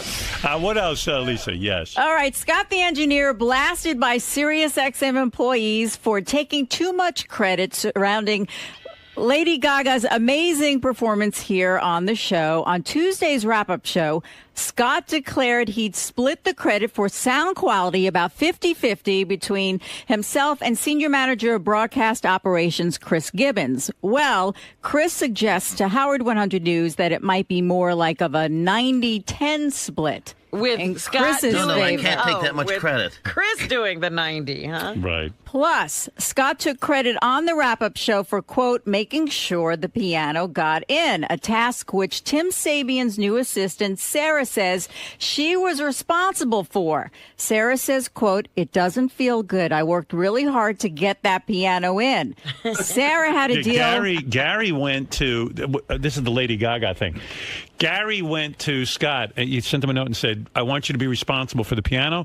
And according to Gary, Scott then just sent him an email to Jared and said, be responsible for the piano. Oh, that's how he took care of it. Yeah, that's what But then he's taking all the credit. Then he took all the credit. Wow. Because he said on the wrap-up show when his back was against the wall that he was responsible for getting the piano in there.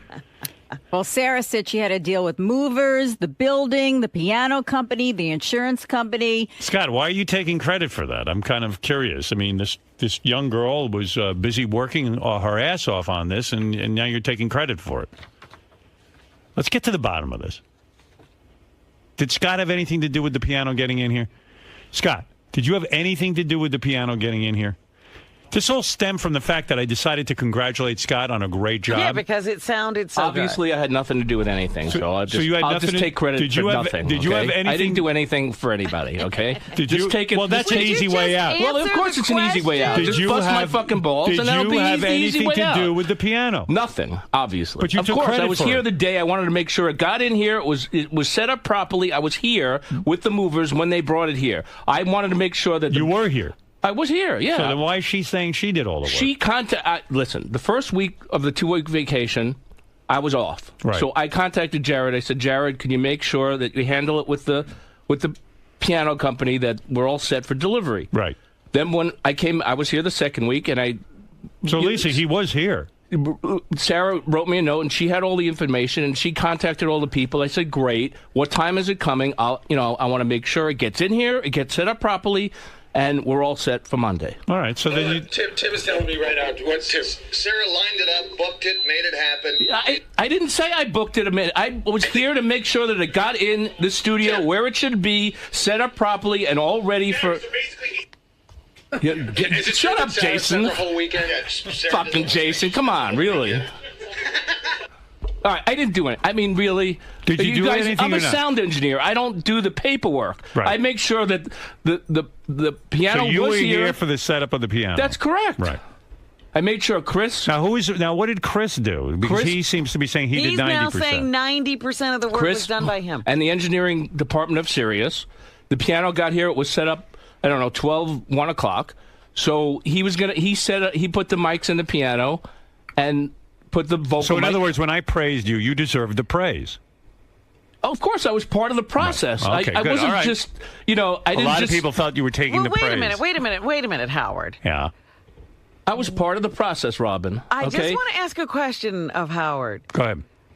What needs to be done to make the Lady Gaga performance get on the air? The piano has to be mic'd. Right. She has to be mic'd. Right. And then there what has to else? be a sound mix, which is most important. Okay. And so who did that? Well, I was complimenting Scott on it.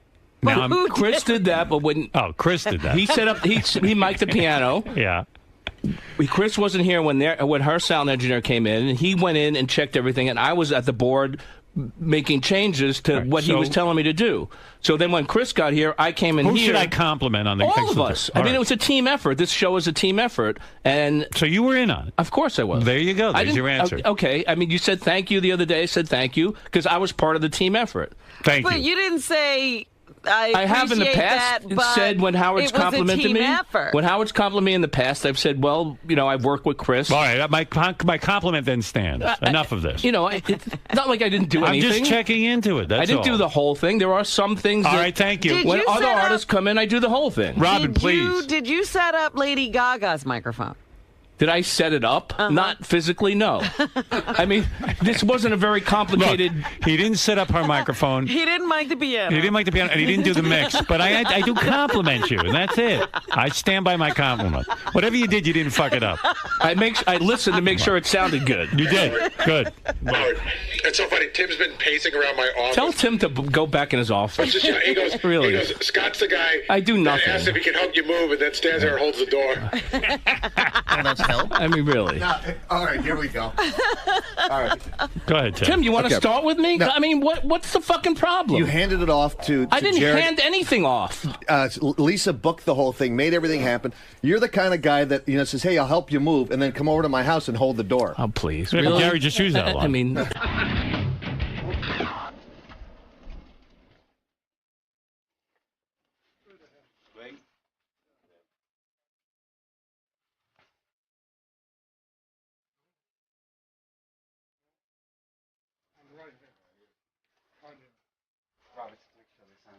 Yep. Go grab the binder. Yeah. Right.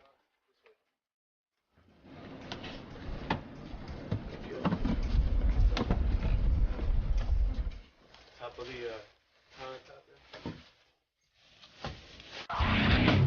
But Scott supervised a lot of this. Oh, yeah.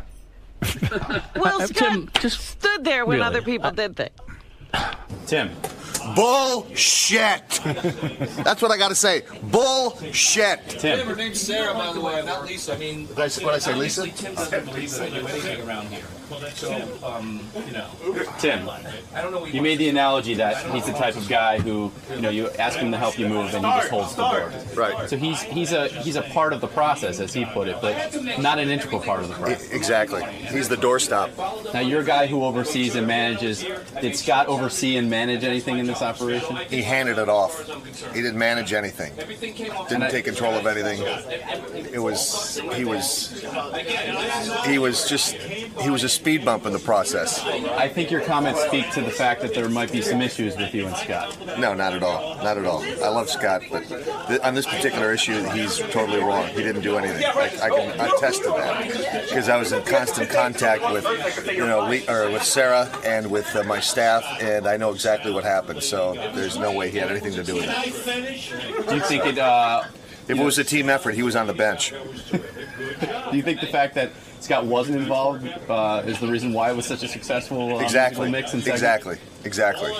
He has no idea about the insurance company, has no idea about the moving company, no idea about the building people that we have to deal with. He has no idea about the process in which we have to get it into the building and set up. He has no idea who the contact people were, who we had to contact. He just doesn't understand the process at all, or understood what went into getting that piano up into the studio and getting it set up. So. And once the actual music started, he had very little to do with the mixing and the setup of the microphone. Well, Gaga brought her own guy in, and who did the sound, and we have our guy Chris Gibbons, who did what he needed to do, and so it's all pretty much happened on its own. I say you did a good job. If you don't like the way I work, I mean, I said I did. Obviously, Tim doesn't believe that I do anything around here. Well, that's so. Tim. I like it. I don't know where he wants to start. I don't know where he wants to start with me. Really, I don't know either. I don't know what his problem is with me. I am just saying the Lady Gaga stuff. I had to make sure that everything was correct for Monday morning, and that's what I did. I followed up on everything. I made sure the piano was here. I made sure it sounded good, and that's my job. Scott. So I did my job as far as I'm concerned. Scott. Everything came off great, okay? Scott. So you all busting my balls. Scott, I get it. This is what we do around here. I came by and gave you a sincere compliment. I know you did. It's still, if I compliment anyone around here, all hell breaks loose. This all started because you complimented me. I know. I'm never going to compliment you again. No, because it's bad. That's what makes it bad. Let me just bitch and moan that nobody compliments me, and I'll be happy. I am going to say Isn't again. it so much better? Yes. Scott, the sound for Lady Gaga. It was great, and it was a team effort. Can I finish? Thank you. The sound for Lady Gaga was terrific. Good job. Thank you. It was your best work ever. Here you go. I mean, all I know is when I compliment. See, normally I walk out of here, I don't say anything to anybody. Right. And then I get blamed because I don't acknowledge You never anyone. acknowledge anyone. So for once, I walked by, saw Scott. Hey, Scott, great job today. And that started a whole slew of problems. Fuse got lit. That was the worst thing you could have done. It started problems with other people. Yeah. I mean, I just said, job well done. Most people around here think I don't do anything. Well, that's their perception. So because it looks like I don't do anything, but actually, you know what it is? You're so cool, calm, and collected. I'm multitasking. Nobody knows. I'm working my fantasy baseball, and at the same time, I'm engineering. All right, thank you. Thank you, Scott. Thank you for the compliment. Let me just explain. Certain jobs, certain No, you people, did already. All right, we get it. You're winning. You're winning. Sometimes I do all of it. Sometimes I do, understood. 10% of it. Whatever. Whatever you did, We're a you team. did well. Good. The team did well. To all the guys on the team, congratulations. Do me a favor. When you do something, write what you do on your head. That way I'll know how much the percentage of what you did. Make your credit. Like credits, like movie credits, but write them on your head. Scott, you're being called out. No, that was my audition for Ronnie's show. Scott, did you really have very little to do with this segment, and you're taking 10%? I had 10% of the. I don't know the 100% percentage. Whatever the credit? fucking thing is, the segment went off great, and everybody was happy. Okay, I work with other people around here, and we get the job done. That's it. A lot of these other people don't seem to think you were the main ingredient. I'm not a man. I obviously didn't do anything. Okay, I have to follow up. Gary wanted to make sure that the piano got in there and got set up properly, and I did. He passed it on to me, and I contacted people I had to get in touch with to make sure that it was done. But when they broke down the process, it seemed like you had a very small part, yet you got all the credit from Howard. I get the credit and I get the blame. So, sometimes you get blamed for something that doesn't go right, and I have the same responsibility. I mean, if it didn't go well, then I would have gotten all the blame. Right, Tim? You're stirring the pot this morning with your news reports. Really ignited a couple of feuds. First off, with Ronnie, he really took offense to the fact that you were not willing to cover. Well, a couple of things. We thought the audition was at 8. We're short-staffed. Everyone is working longer days, more stories, and we made a decision at 5:30 that we weren't going to cover it. Well, you didn't tell me that. Yeah, I told him that at 6:45 when he texted me. No, she just didn't want to come there. It was too late for her. Ronnie's obviously... Will you please? Feels hurt. Feels hurt. He's not Howard. Go there. Sorry. He also seems hurt, though, that he seems to think there's no punch in, punch out here. He didn't accept your short-staffed reasoning, and he thinks you should have been there. See, he wants to get on camera. Regardless. Yes, you do. I see you hovering around like a bee. I'm supposed to be here. It's my job. At least I'm here. Right. At least I do my job. In retrospect, you wish you had Jon. How do you not laugh? That doesn't make you laugh. I'm always laughing. I'll do my Flavor Flav. What? But he seems to think that no matter what, even if you were short-staffed, you should have gone the extra mile and been there. You said you claim that points to the fact that he just wants to be a celebrity around here. He wants to have the Howard type of. I can see how his ego may be bruised that we weren't there to cover it. We'll cover everything else. Believe me, we're just going through a little transition now, and we'll be there for him. Absolutely. When he wins an Emmy, we'll be there. Yay! Now with Scott, the engineer, yes, you stirred the pot once again. I mean, this is turned into a major war, and right now there could be sort of controversy between him and Tim Sabean starting to brew. Yeah, well, with this story, I was just reporting the news. Scott left out an important phrase. When Howard said thank you to Scott, he could have said, it wasn't just me, it was Chris and Sarah, and just go down the list. I know I've done that in the past when someone has thanked me. Just recently, Shuli helped me with something, and when Brad, my news director, came in to thank me, I said, well, Shuli also helped me with this as well. So, things happen. Sometimes you forget. So, but it definitely... Don't throw me under the bus. I'm not. Lisa, it's a team effort around right, here. But you... I didn't take all the credit. You neglected to say... He walked by the office. I said, thank you. I'm not going to start with him, this one did that. I don't know who did what. I know that we got the job done. I'm not going to start listing a bunch of people. He knows who works around here. And it's a ridiculous situation. We made sure that segment with Lady Gaga went off perfectly. And that's the most important thing. I do have to say, I saw Scott in the studio working with Horace, her engineer, and I saw Scott working with Horace at the mixing board. Yeah, well, thank you. So, obviously, I did do something. I didn't do it all. And I tried to explain. Sometimes I do it all. Sometimes I do some of it. Sometimes I do little. Every situation is different. Are you going to say something to Sarah today? No. I said what I had to say on camera. Sarah should stay out of it. It had nothing to do with her. It had to do with how it sounded in the studio. Whether the piano guy, that's ridiculous. She shouldn't even say a word about anything. That's her job. Okay, so I don't know what the big deal was. The credit was that Howard was happy the way it sounded. Okay, I'm not a secretary. I'm not responsible for getting pieces and parts delivered. Okay, that's somebody else. I'm responsible for making sure that segment sounded good, and that's what it did. It sounded good. I don't operate on. I'm not a moving van. I just reported what she said on our news report. Well, she's wrong. She should just stay out of it. Well, you need to tell her that. I can't tell her that. This has to do with the way it sounded, not the way the guys moved the piano in. Okay? Gary wanted me to make sure that everything went all right before he went on vacation. And he put me in charge of that. And I did. I made sure that everything went all right.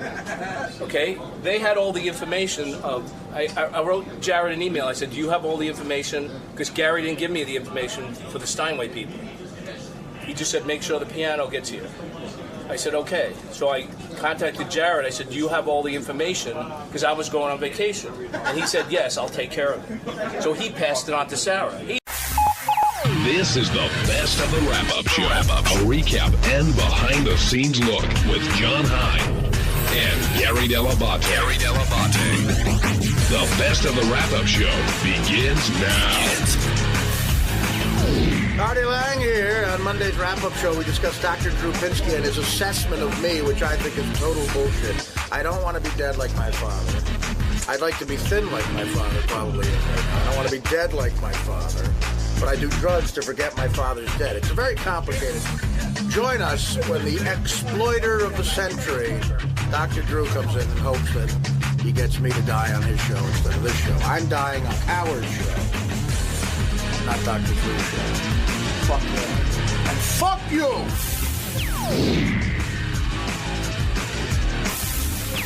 Now, Artie, before you came in, I was explaining, I took your side in the sense that how could you say that this guy, Dr. Drew, isn't exploitive when everything he does is on television? Right, of course. The guy's look, I know he's a nice guy, but look, I said to him point blank, would you let one of your daughters do this? And of course, the thought of that's horrifying to him. And he went, good question, no. It's just, look, he's taking advantage of the biggest fuck-ups that are out in L.A. right now. You know, I mean, that's okay. So let's say we buy into that point, which you're not off on that all the way. I don't know how I'm off at all. Do you still think that he's not giving them proper treatment? No, they're not getting. He admitted it. He admitted it by not being able to throw out the real entertaining people like Gary Busey, and he said Tawny. I don't know what she was doing by not being able to throw them. Okay, by not being able to throw them out. And why do you throw them out? Not because you don't care about them anymore. Because they could affect the treatment of the other people. That's why you throw them out. So by not being able to throw them out, to have them still there, still being a disruptive force with the other people, no one's getting proper treatment. Okay, nobody. Say we buy into that, right? So because I'm saying I buy into that. Already, listen. Okay, you're right. Does that mean that he has no ability to judge or diagnose anybody else? No, that doesn't mean that. I'm just saying he doesn't care about it as much. That's all. I'm saying that, look, he's admitting that. Okay, I don't think he's a bad guy, but here's a true doctor with intent. Here's a guy, and look, none of us are Jesus Christ, and I'm not judging anybody, and I know I'm about to put him up on a pedestal that no human being should be put up to, and I don't think anybody should be perfect, except Benji, who's clearly a perfectionist. This, to me, is a doctor I would want to see. A guy who goes, look, you're unbelievable at what you do. You happen to practice in Los Angeles. We would love for you to do a TV show and with these people. And here the guy goes, no, I can't do that. I can't ever bring myself to do that because this is sacred to me. I'm a doctor. I took an oath. I can't put these people on TV if I'm not allowed full autonomy and I can't do whatever I have to do within treatment to make them better. That's a doctor I want to see. Dr. Drew was asked that question, even if he asked himself in his own head, and he said, I'm willing to fucking do it on television. That's all I'm saying. Doesn't make him a bad guy. I don't judge him in a bad way because we're all human beings, man. I mean, we all go for the money. But in a way, you are judging him because you're saying that he's not good enough to diagnose or treat you. But in your mind for what you want. I don't think he's and I think he's not. he shouldn't be able to treat a lot of people due to that, just one factor. I mean, look, the other thing is, how many people is he not if he thinks he's such a great doctor, how many people is he not treating because he's in a meeting with the network, or because he's developing another show? That's unfair to say, because you would have to sit there and figure out what every doctor does with their time when they're not with a patient. What about a golfer? Doctors do two things with their time. What if they were golfing? What if he were golfing instead of being in with the network? Go to the hacky thing, golfing. I'm just saying. Whatever. I'm saying, look, Drew probably golfs too, but the average doctor doesn't golf, take care of his kids, meet the network, develop a show, and then see a couple of people. The average doctor golfs, takes care of his kids, and then sees as many people as he can help, and not on television. And that's all I'm saying. Look, I'm a fuck up, and I'm not judging. I am judging him, but I'm not saying that, look, I hate him or he should be in hell for this. I'm not doing what Jesus would do. And I'm not saying I'm not a fuck up. I'm just giving you my opinion that he had to ask himself that question: should I do this on television? And can I give the proper treatment on television? The answer is no, clearly in his head. And anyway, he said yes anyway. That's all I'm saying. I'm not a fuck up, and I agree with Artie. I think doing it on TV hurts your credibility. I do. See, and again, I think he's good at what he does. I think he made a lot of sense, and I think Artie absolutely needs help. But I think he makes a very good point. All right, let's get off this topic because we're getting stuck here. Because you're losing. No. What did you think of his assessment of you? That initial assessment. Actually, wait. Before you answer that, Artie, I'm sorry. Teddy, hit clip number 1. John's not a fuck up. People, when they're sober, end up better than they thought they could be. Right. But it's almost like you want to join your dad, you know what I mean? And if you can't live without him, you're not going to live. You know what I mean? And that's, you deserve a better life. You deserve a sober life. Right. And he would want that for you. And it seems like you idealize him so much that he can't be the real guy he was with you. And you won't let go of the idealized image. And that's either pulling you towards death or keeping you on heroin. All right. Let's not forget to mention the fact that he developed this theory by reading Artie Lang's Too Fat to Fish, still on shelves, which is a very honest book and a pretty good insight into who you are. It's a fantastic book. I'm not going to argue. But it's the best book out now. I get it. It's pretty good insight into who you are. It's not every moment. He called the book riveting. Good. Okay. So get to the answer, the point. He bought his own copy too. Listen. No, he didn't. I don't want to be dead. Okay, that's extreme. I don't want to join my father in death. What he did say after that, which I think is probably true, is it might be the reason I'm still doing heroin and other drugs. I don't want to be dead. I don't. If there was an afterlife that you believed in, and my father saw me there before I was 90, I think he wouldn't want me there either. I wouldn't want to be there. I don't want to be dead. I'm telling you right now, I don't. But it might be the thing that keeps me going back to drugs. Do you think that you have put your father on this pedestal and idealized him to a place that may not be real anymore? Well, look, if you read the book, I say in the book, when I describe some of the things he did, that he did put my mother through hell at times. He was crazy. But it's about you and him, though. Just about you and him. Yeah, no, I mean, look, a shrink might beg to differ, but I don't think I put him up on that pedestal where he can do no wrong. But it's funny because in a way you almost said that today when you talked about how when your dad was a quadriplegic, how in your mind you thought that a thief coming into the house, that your dad could still somehow defend that. But that was then. I don't believe that now. It's a long time ago, Gary. Okay. And I don't believe that now. If my father was a quadriplegic in the house and a burglar broke in now, we'd be fucked. I'd leave and let him, do whatever. Steal my father. But at that point I did. At that point I can remember going to bed at night and just saying, God, if someone broke in, we'd be fine. I don't think that anymore. I was 20 when that happened.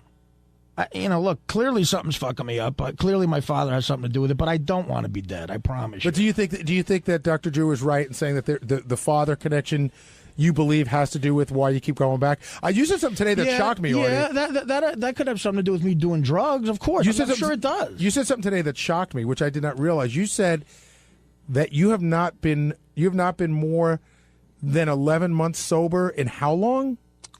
Since I was 17, I had no idea. Yeah, See, wait, I thought you had wait. Since That's you were kinda, 17, how long have you been sober for? But Art, that's Whoa, kind of whoa, whoa, interesting what you just said. Like, and I've noticed that before. When what was your dad's accident? October 1985. A week after my 18th birthday. So I started drinking before he fell. But let's define started drinking. We're having a beer here and there. When did you have a problem with drinking? Or have you ever had a problem with drinking? Sure I have, of course. In other words, do you think you were heading down the road you were heading down before your father's accident, or not necessarily? No. I don't blame him for me leaving. Look, I got into college under false pretenses, and I would have left. School was not for me. Although my road that I took after that might have been much different. He might have been like, look, then you're going to just work with me and maybe try to learn this business. Or I don't know if he would have tolerated me going into New York every day without work. And he wouldn't have minded me chasing the dream to be a comedian. But I think, because he was a big fan of comedy, but I don't know if he would have let me fuck up as much as I did in those years. It's interesting. And I don't know if I would have had as much drive to make it. It's weird. My life would have been very different. I don't know. You say you want to live. You don't want to die. You don't want to die. You say that a couple times. But in your book, I know you tried suicide once. Like, have you been feeling that way for a long time recently? Like, it seemed like when you went down to Florida, I wouldn't say you had an epiphany, but you definitely came up saying, you know what, I got a lot to live for. I'm in a good place. I'm feeling a lot better. Yeah, I didn't say I was in a good place till I got to Miami. A better place. That was a great place, Miami. Sounded like with it. The hotel. Nobu. Some of the chicks down there. The wellness center was a horrible place. Rehab's a horrible place. Must be the worst 9 days of your life. But, Gary, you know what? I saw your house in Connecticut. You wouldn't last 10 seconds at this fucking place. I think, dude, I'll show you where guys are making I'll it show you sound, where I grew up. You guys are making it. I know where you grew up in shit. Long Island. It's all shit there. But what did I grow up in? Beverly Hills? No, but I think that you leaving because of the conditions is an excuse, not a reason. I know that you're used to a better way now. I'm going to see if your wife would tolerate this rug in your house for 10 seconds. My wife doesn't have to go. Do you have good water pressure in your house? Did they say to you when you left, like, we don't think this is... Hey, Art, when you left, did they say, we don't think this is a good idea? Or they're like, that's fine, just Who come in? told them? Hi, this is Scott the Engineer, and on Tuesday's wrap-up show, we talked about how I recorded John's demo tape for the Tonight Show, and then told him I wasn't going to give it to Howard, and then turned around and gave it to Howard. What a bitch I am. Right, John?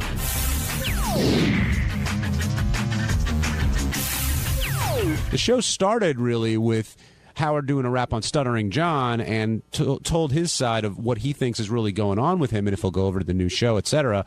But when he played the tape of Scott recording John auditioning for the announcer job at the Tonight Show, you heard Scott in the background and Fred doing Scott's laugh, but Gary was telling me during the break, John lived to fuck with Scott. He did. First of all, you have to understand something. Scott didn't even have that John thing in the profit system.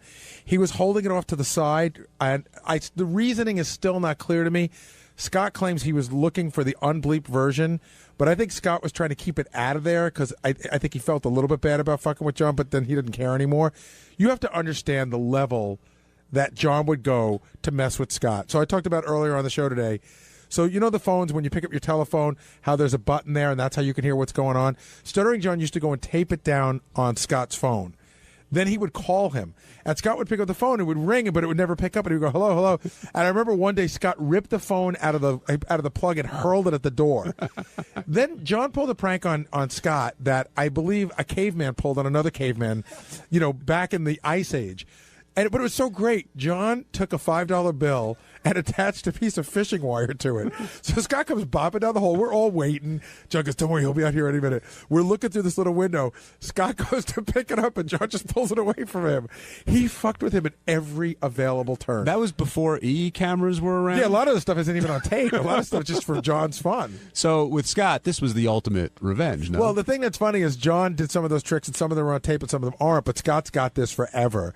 And, it's wrong of John to be mad at Scott in the sense that if he really never wanted it to be heard by the show, he should have gone elsewhere to get it done. It's a lot to ask of Scott to keep this contained for 6 years. And John, as you said, messed with Scott all the time. But in all fairness to Scott didn't give it to me like the day after John got the job. John got the job, and Scott sat on it, and then at some point he realized, like, I can't sit on this anymore. That's a lot of pressure for him. Because if I ever found out he had it and didn't give it to us, I'd fucking ream him. Well, first, Howard said he was pissed that Scott didn't tell him right away, but as it turns out, he did the right thing. Artie jumped in and said, listen, you got to give Scott a standing ovation, and he's right. Yeah. And like I said, Scott took, just hours of shit. For whatever reason, especially at the beginning, Scott was John's personal punching bag for his practical jokes. Did Scott ever blow up at John? I told you he threw the phone at the wall. He knew it was John. Yeah, he blew up all the time. But see, that's the thing, too. Like, I hate the whole practical joke thing because if Scott were to blow up at me, I'd feel so horrible. It didn't slow John down even a little.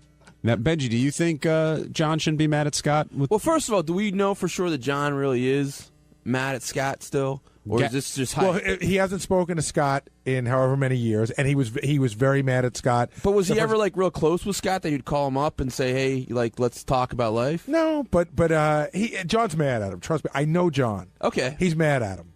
I mean, I talk to John occasionally. I have a friendly relationship with him, and he's never brought that up to me. But I can. No, I don't think he'll bring it up. It is tough because I can understand John's point of view because we've all asked each other, hey, can I tell you something privately? And I don't know. Benji, if you were sending writing samples for another show, would you ask me to proofread them and then, and not tell anyone? Or would you go to somebody else? I would probably ask Hein to proofread. You know what I'm talking about. And the other thing, too, is... I see what you're saying. It is a dilemma. But here's the other thing. What does John give a shit? He got the job. It would be a worse transition. Well, I don't know. I want to hear from John if he really is that pissed about it. All right, we'll call John tomorrow. I was going to say, we'll take our call. I was going to say, if Gary can ever get in touch with him. But if John is, I think I can. It depends on what level. I get what you're saying, except for the fact that if he really didn't want anybody here to know, I guess I don't understand. Well, why would John be pissed at that point that he got the job? Right, he got the job. What's there to be mad at? If anything, he's got the last laugh on Scott. I guess he feels betrayed by Scott in some way. I don't know. Scott, if you're listening, come down. Maybe you can explain this. We should get Sal down here and some of the other people, too, to talk about, I didn't realize this till after John left, but John had his own little fiefdom going that I was unaware of. Oh, yeah. And he would, put people on probation and punish them, and he would not talk to people for weeks on end.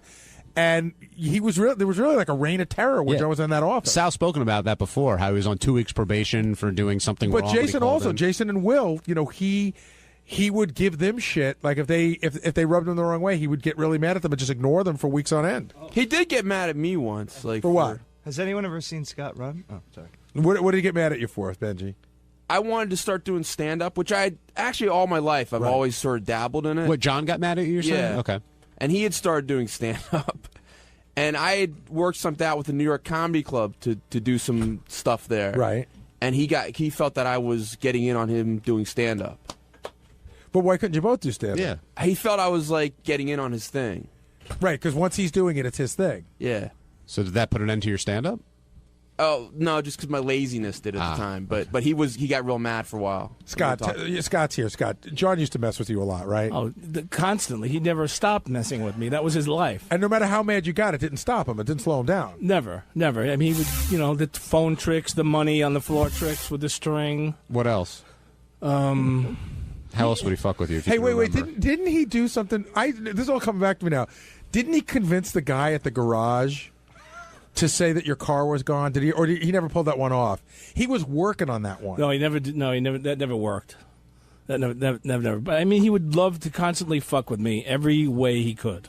Now, you had this tape. Like, when you did it with him, did you think, okay, one day I'm gonna, when he'll get his? Not really. I just. He came and he said, I want to record this thing. And I really didn't know what it was for. I thought it was like a goof. I didn't think it was a serious audition tape because it obviously didn't sound like a serious audition. He wasn't an announcer. So I just took it like, all right, I don't know what the fuck he's trying to do. You thought it might be a bit of some kind? Yeah, I wasn't positive what he was doing. And were you giving him that detailed feedback on his performance as it went on? I gave him, because I didn't know what he wanted to do. So he went on. He was asking advice. Does that sound good? I'm like, yeah, you can, go a little more up and, try one easy, try one more, high energy. Was there ever any discussion like, hey, I'd like, can you help me with this and keep it private? Yeah, he didn't want anybody to know about it. And did you agree to not say it? Yes. As a matter of fact, after we were done, he told me to email it to somebody, and they said, please destroy it. And he actually came over to my computer and watched me delete the file. And unbeknownst to him, there was a copy of that file somewhere else on the computer. So what made you decide eventually to give it to this and I knew I had to save it because evil genius. I mean, Howard's mantra was always record, never stop recording. Right. Record everything. Right. And save everything. Right. So that's what we did, and that's what I did. But I'm saying, at what point did you decide, okay, I'm going to let Gary and the guys know that we've got this? See, I forgot about it and figured out it was fucked. And then a few months later, when John came out and announced that he was leaving to go to the Tonight Show as their announcer, I go, that fuck. And I realized I still had that tape. Wait, why that fuck? Because, I mean, he was just like, how can he possibly be an announcer with that kind of voice? Oh, okay. So you're saying like that fuck, like how can he reach this level? Yeah, I mean, he's the classic example of falling up. And how did John react to you? How did he treat you after that? Gary says he hasn't spoken to you since. No, I saw him once out in Vegas, and he barely looked at me. But I mean, that day. Oh, if you can remember back. Oh, God, he was so angry. I mean, he's like, I trusted you. You were my friend. You tell me things I don't tell anybody. And he was just so mad. I mean, I had it, and excuse me, I saved it for a great time, and I wasn't going to use it until he announced that I'm the announcer on the Tonight Show. Right.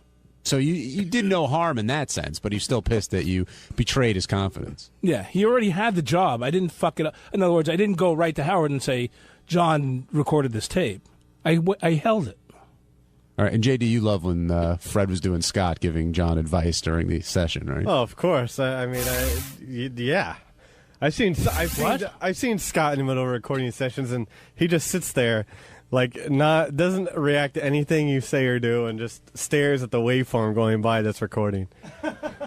Wait a minute. And Artie was like, "Oh, Scott's one take. Get out. You're done. You don't need it. It's perfect." That's not true. You think that's unfair? That was unfair, yeah. Oh, you think you're the most welcoming engineer when you go in there to do stuff, when people come in to do stuff with you? Of course I am. Bullshit. Come in. Have a seat. Relax. What's he like? What's he like? The fuck do you want? Hey, it's Gary Dell'Abate, Baba Booey. On Wednesday's wrap-up show, we talked about how we had on the best guest we could possibly have on, one of the greatest musicians of all time, an American icon, Paul McCartney. And then we also talked about how Robin hurled herself at him to try to get a date and was rebuffed. That's how it went.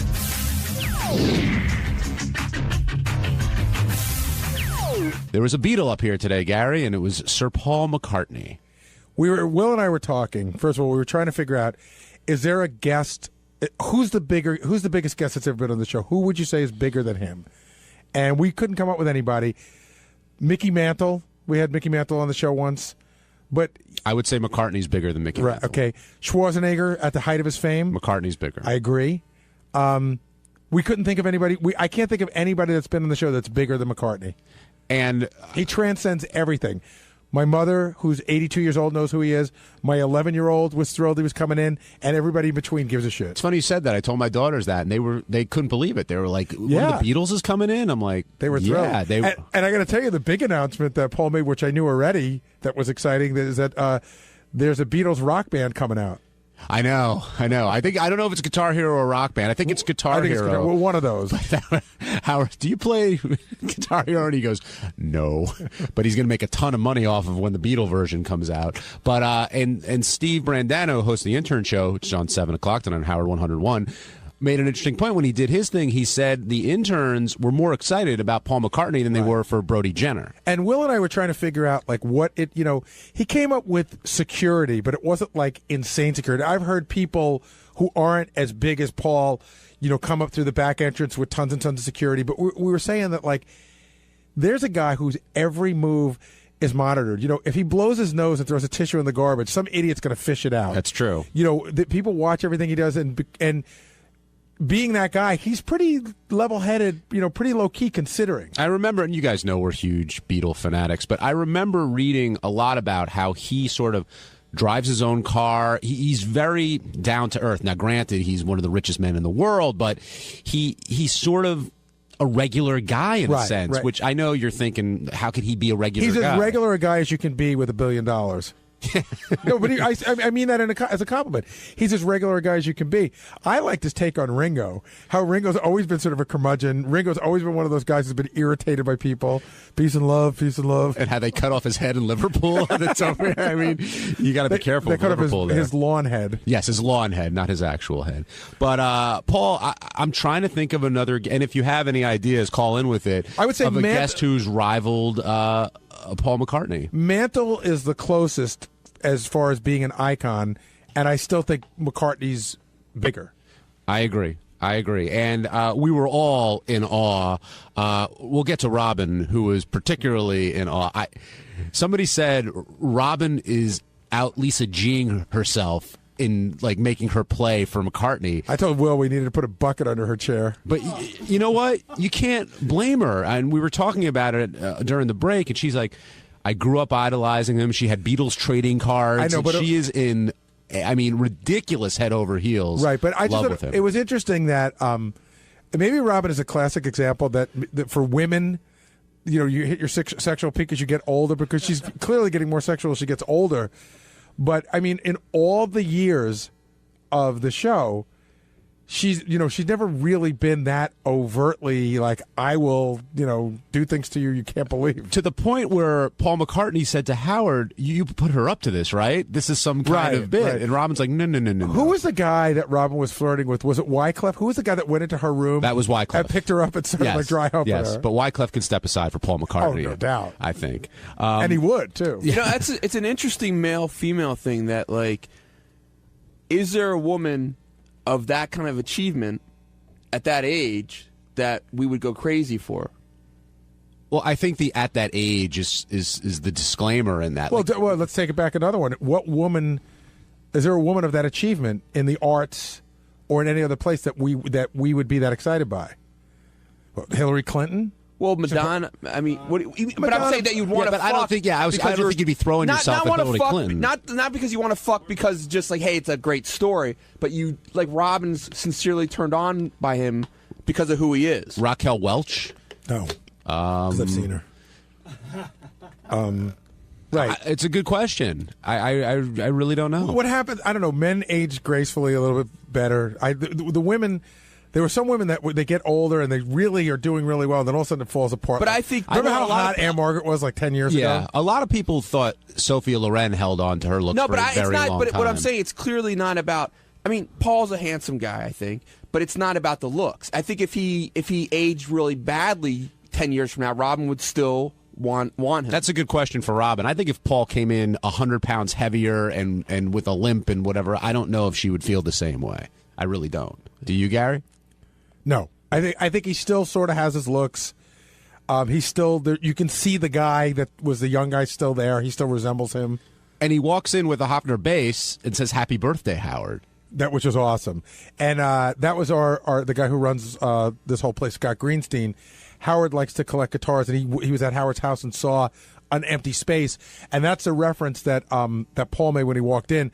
Howard has these pillars, and Scott recognized that there was a guitar missing from one of the pillars, and Paul walks in and he goes, "This is for your fourth pillar." And that's what he meant by that. Now, we've talked before when Howard had interviewed McCartney a few years ago, how he doesn't get choked up, but he definitely, he's very, he wants to prepare right. Not that he doesn't care about every interview, but he sort of gets a chill when when Paul McCartney's in his presence. It's one of the few guests I've ever seen him be a little bit in awe of, or I don't know if the word is in awe, but he shows such a great respect.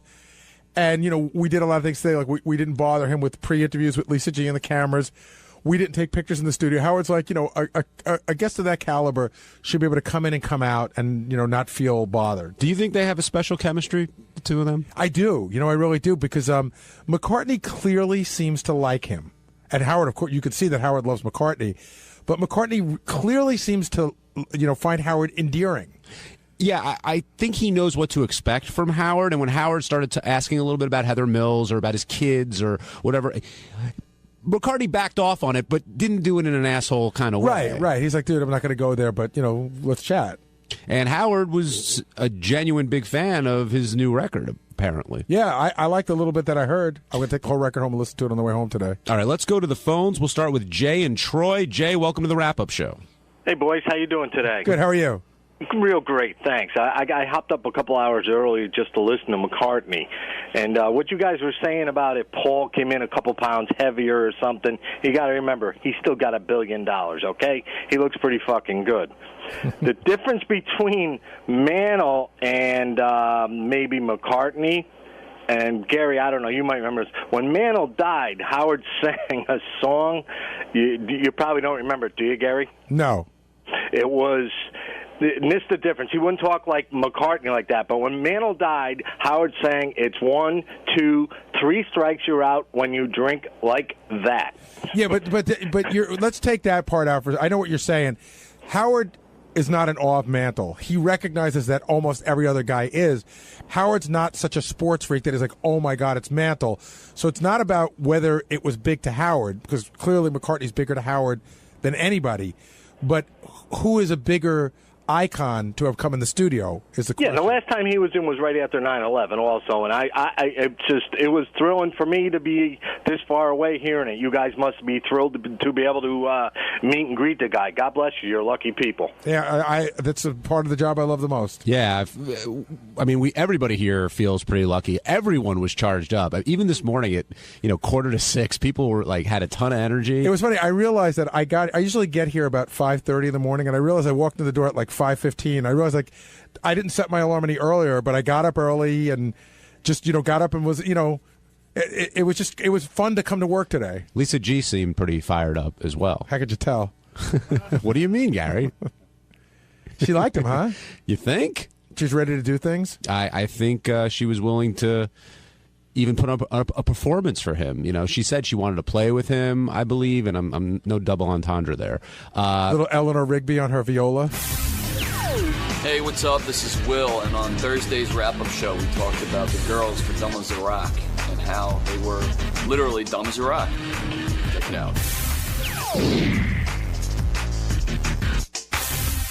The big game that happened today on the Howard Stern show, and that was entitled Dumb as a Rock. And if there ever was an appropriate title for a game, I think this might have been it. Yeah, I think it was created by Sal. Is this Sal's name? I think it's something that just came up in the meeting. I think I said this girl is dumb as a rock, and I think Howard almost said, oh, that might be a funny game. We should make the girl say I'm as dumb as a rock. But I got to say, you know what? These things always look good on paper.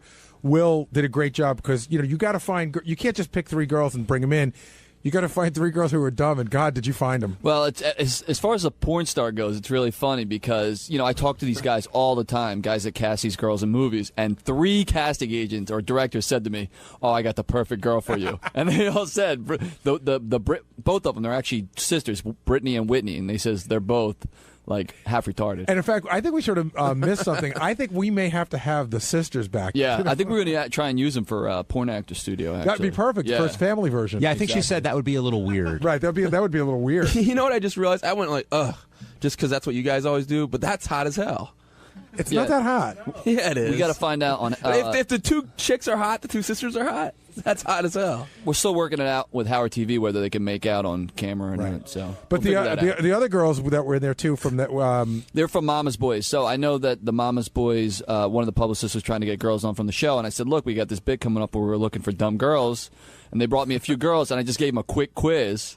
It was simple, who won the Civil War. I think both of them said the South, and that was pretty much you're booked. Because who was the first girl? Who was girl number 1? Kyra was with a C. She couldn't stop laughing. Everything was funny. She giggled at everything. Even when we played her song, we were like, "What are you laughing at?" Yeah, she was funny. But Megan, the second one, when I did the interview with her, I think she just knows she's not that bright, which is kind of funny. And she was very apprehensive to do the game because she knew exactly what it was going to be. But she was a good sport. At what point? And super hot. At what point did they realize they're being pitched because they're so I don't know smart? if Kara ever got it. I think she was just happy to come back to the show. But Megan, the second one, She got it almost immediately. Obviously, when you pitch the premise of the game, you have to say I'm as dumb as a rock. Right. They know something's up. The third one, I don't know. She was probably busy picking her nose or something. Isn't that uncomfortable, though? Because I always tell the story about when we were doing Butterface contest. Yeah. And this girl called me up, and she goes, I was at class today, and a guy in my class said he gave me your number and said I should call you. You're having a contest. And I said, well, did he tell you what it's for? She goes, yeah, he said it's for girls with really hot bodies. Now, I got to explain to her what a Butterface is. And she's like, oh, yeah, let me get back to you on that. And it's funny, too, because I always tell the publicist first, and then they go back and find some of the girls or give them to me, but they never tell them what it's all about. I'm the one that's supposed to go tell them. You're the idiot. You're a retard. Now, Karen and Megan were one thing, but Brittany was a whole different level. Oh, she was great. I mean, she was the Roman numeral one, correct? Yeah. Well, they all got it wrong. But she was the one who, well, actually. No. She was the one, I think, that her legendary answer, we asked her what a carnivore was, and then we asked her to break it down in syllables, and she thought it was some sort of a truck, because she got car out of it. Yeah, if you missed this game, Teddy, hit clip number 1. Here's a little bit. What is the symbol for the Roman numeral 10? What is this symbol? Girls, don't help. If you do, I'm going to take away your money, and I'm going to spank you here on television. The symbol for the Roman numeral 10? What is the symbol? Do you know what a Roman numeral is? Yeah, I do. What do you know about that? I'm really bad at math. Do you know about Rome, ancient Rome, at all? Not really. All right, so what is this Have Roman... you seen Roman numeral? And why would anyone want a Roman numeral? No. I don't even know how to say what the symbol is. Like, how do you say that? You don't know. No, I don't. I don't. Can't help you, sweetheart. Let's work through this. Okay. All right, so we're looking for the Roman numeral symbol for 10. First of all, what number comes after 10? I'll tell you pulled it down. She said 9. Oh, it ended. I'm sorry. It's okay, but you sort of get the point. Would anyone here qualify to play that game, you think? Sal? Nah, even Sal knows we'd have to make the questions a little bit harder. Maybe. Sal, do you think Sal knows if the North or the South won the Civil War? I think now he knows. Yeah, but history is really. I mean, Sal, math is okay. Do you think Sal would know the Roman numeral for 50? I don't know. He didn't. He thought Puerto Rico was a state, right? And I don't think he did know who won the Civil War. Wait, I don't even know for sure. Is it VX? Is it L or M? Oh, let's see. I didn't know. I don't know. I don't know. Right. It's so obvious. What is it? It's L. But okay, maybe that was too hard. John playing dumb as a rock on a different plane. I went to Adelphi, Mr. Braggart, not Michigan. That's right. We know our Roman numerals at the University of Michigan. Do you feel bad for these girls? I mean, well, first of all, what's the look on their face when they're saying, I'm as dumb as a rock? Their eyes seem to drop a little bit, and how would you describe it? The first girl she giggled no matter what she did. Right. The second girl, like Will said, she sort of knew what she was doing. And the third girl, I think, knows what her lot in life is and just sort of, of course I'm dumb as a rock. The one thing you always say to the girls is just don't take it too seriously. Right. It's just a stupid game. Have fun with it, whatever. I thought the most insulting part of the game was that Artie was laughing uncontrollably. And at one point the girl goes, "What are you laughing at?" He goes, "Because you're insanely wrong."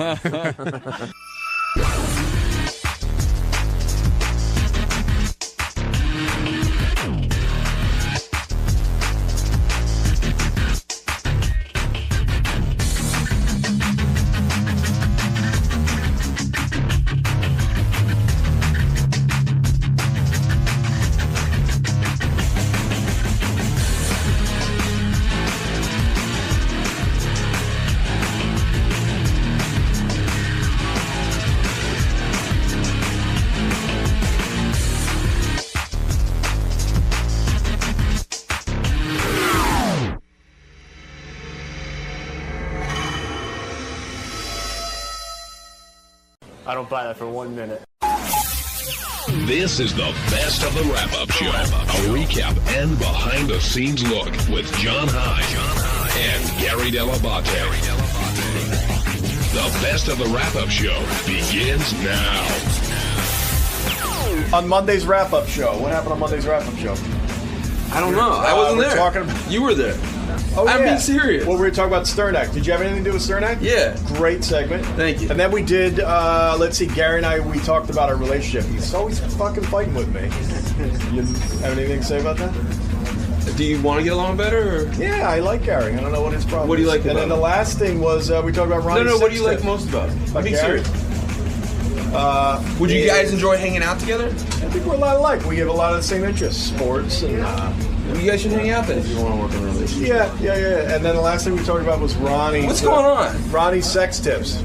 Okay. What'd you think of those? Do you think they're useful? I mean, I guess anything, is good with... it's individual, so it's not like, I don't know... Well, if I just do... All right, so anyway, watch it. It's coming up If I just do on your nipple what Ronnie suggests, you might not be into it, but someone else might.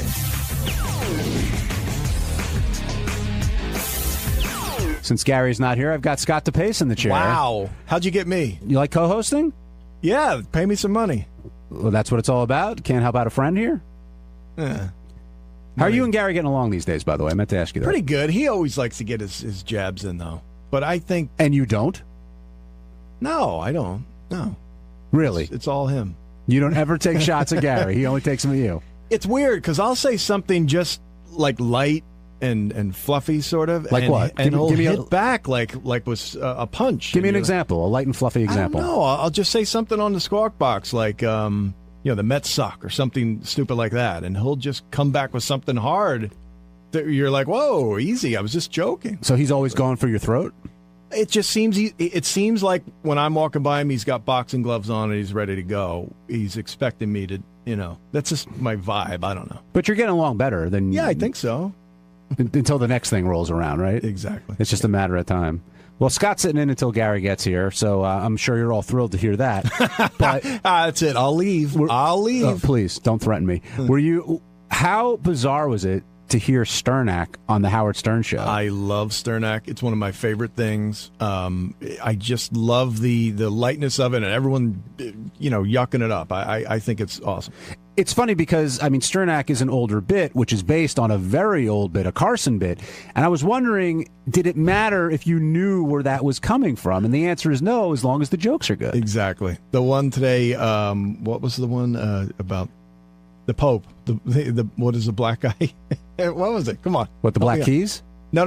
What does the black guy say when the Pope was elected? Oh, Betty White? Betty White. Yeah. That was good. No, there were a lot of good lines in there, and I loved Howard trying to keep the hat on and, struggle a little bit, but I was glad to hear it, and I hope that we'll be hearing that bit again sometime soon. Like we always say, if the jokes are there, it's going to work, and you don't necessarily need to know the context. Right. No, it was good stuff. I still can't believe you cried to Seasons in the Sun by Terry Jacks. I never said I cried to it. I just said it was a very sad song. Well, did you have? Speaking of criers, here comes one. Did you have the? Did you have the? Does that make me less of a man? Did you have the? Oh, I am apparently. Do you cry to anything? When Duke died about I can't wait to see you weep when your son goes off to college. Did you? I didn't. I was psyched for him, but I could see you be one of those guys. I might. I don't know. There's nothing wrong with it. Right. You didn't get choked up at all, Gary, when Jackson finally left? I thought I was going to, and Mary did in the car, but I didn't. It was just such an exciting time for him, and it was something that he worked so hard for. And I didn't get to do it. That was probably the key. I didn't get to go away to school, so I was so happy for him, and I thought I was going to. I was a little bit sad, but I was so happy for him to achieve what he wanted to do that I didn't cry. Scott was saying before that I asked how you guys are getting along, and he said pretty well, but a lot of times he'll say something light and fluffy, and you'll immediately go for the jugular. Is that a fair characterization? I think he's just as bad about that too, but he probably doesn't. I would say both of us don't see it that way. We've been getting along fine, but yeah, if you take a crack at me, I'm going to go for you, and the same thing too. What'd you just say to me in there? Well, yeah, exactly. I said we were talking about the song. Howard said, "Boy, that's a wimpy song." You thought? Yeah, I said something stupid. I said something. And then really... I just said, I never said I cried. And then Gary said, I can't remember exactly what it was, but what was it? Something about being goofy to cry over that song. Yeah, and I'm you're too weak or something like that. I don't talk like that. I did take a shot at you. Another thing we heard a lot of during the show today was a new feature of Ronnie's sex tips. Now, Ronnie's talked about this stuff on Wrap Up before, but on this one, Ronnie, was that stuff that was written for you? Were you improv in there, going off the cuff? How did that all come together? What do you mean written for me? He lived it. He didn't have to write it. What are you talking about? Because you've talked about anal and other stuff on the show, and somebody could have written it down and said, hey. Yeah, well, did I write about it when I talked about it on the show? No, but somebody could have... Did I write it? Did I write a script? Somebody could have heard it and written it down for you and had it said... Nobody wrote anything down. It was off the cuff, man. Yeah? I thought they were great. I cut a whole shitload of them today. The one where you put a vibrator under your balls while she's blowing you. Yeah. So is that the same vibrator that she is using? What's the difference? I don't know. What's it dirty? Yeah, is it dirty? Dude, you know you're not supposed to. I'm not even going to get into it. It might be And dirty then you from stick it in your ass. Yeah, it might be dirty from that. I didn't say you don't have to stick it all the way in your ass. Okay, just. Because there's nothing dirty on the rim. Keep it on the outside. Are you Gary, what are you talking about? You eat ass. What are you talking about? I did it once 100 years ago. Bullshit. You did it more than once. Yeah, I know. I did it once. Yeah, Are you the one sticking it in your ass, or does she do it? Whatever. Either way. Has it happened where she does it? Maybe. You never know. How do you know? I always want to answer this question. If you're going to let somebody stick something in your ass, how do you know they know when to stop? Well, you got to tense up. What if that doesn't slow them down? Well, God, does she lube it then up? you'll scream a lot. What can I say? Is it lubed, or is it just no lube, dude. How many of these tips do you have? Oh, I got a bookload of them. And when did you? I mean, have you just done this over the years? Is it recent? Did you do this when you were young? Like what? The tips? Yeah, no, not. I know you just recorded the tips. I mean, like the actual acts themselves. Have you been doing these for a very long time, or is this relatively? Did recent? I say I did them? Yes, you did say on the wrap-up show that you put your pee hole on a girl's nipple. That one I did. You did very clear all about right, that. Gary. For God's sakes. No, that was one of your tips. Yeah, and I want to know how many of you guys went home and really you guys tried it and you're full of shit and you won't admit it. I'm not one of those. I didn't hear it. You stick your pee hole on a girl's nipple? Yeah. What is that supposed to do? Try it and find For out. you or for her? Both.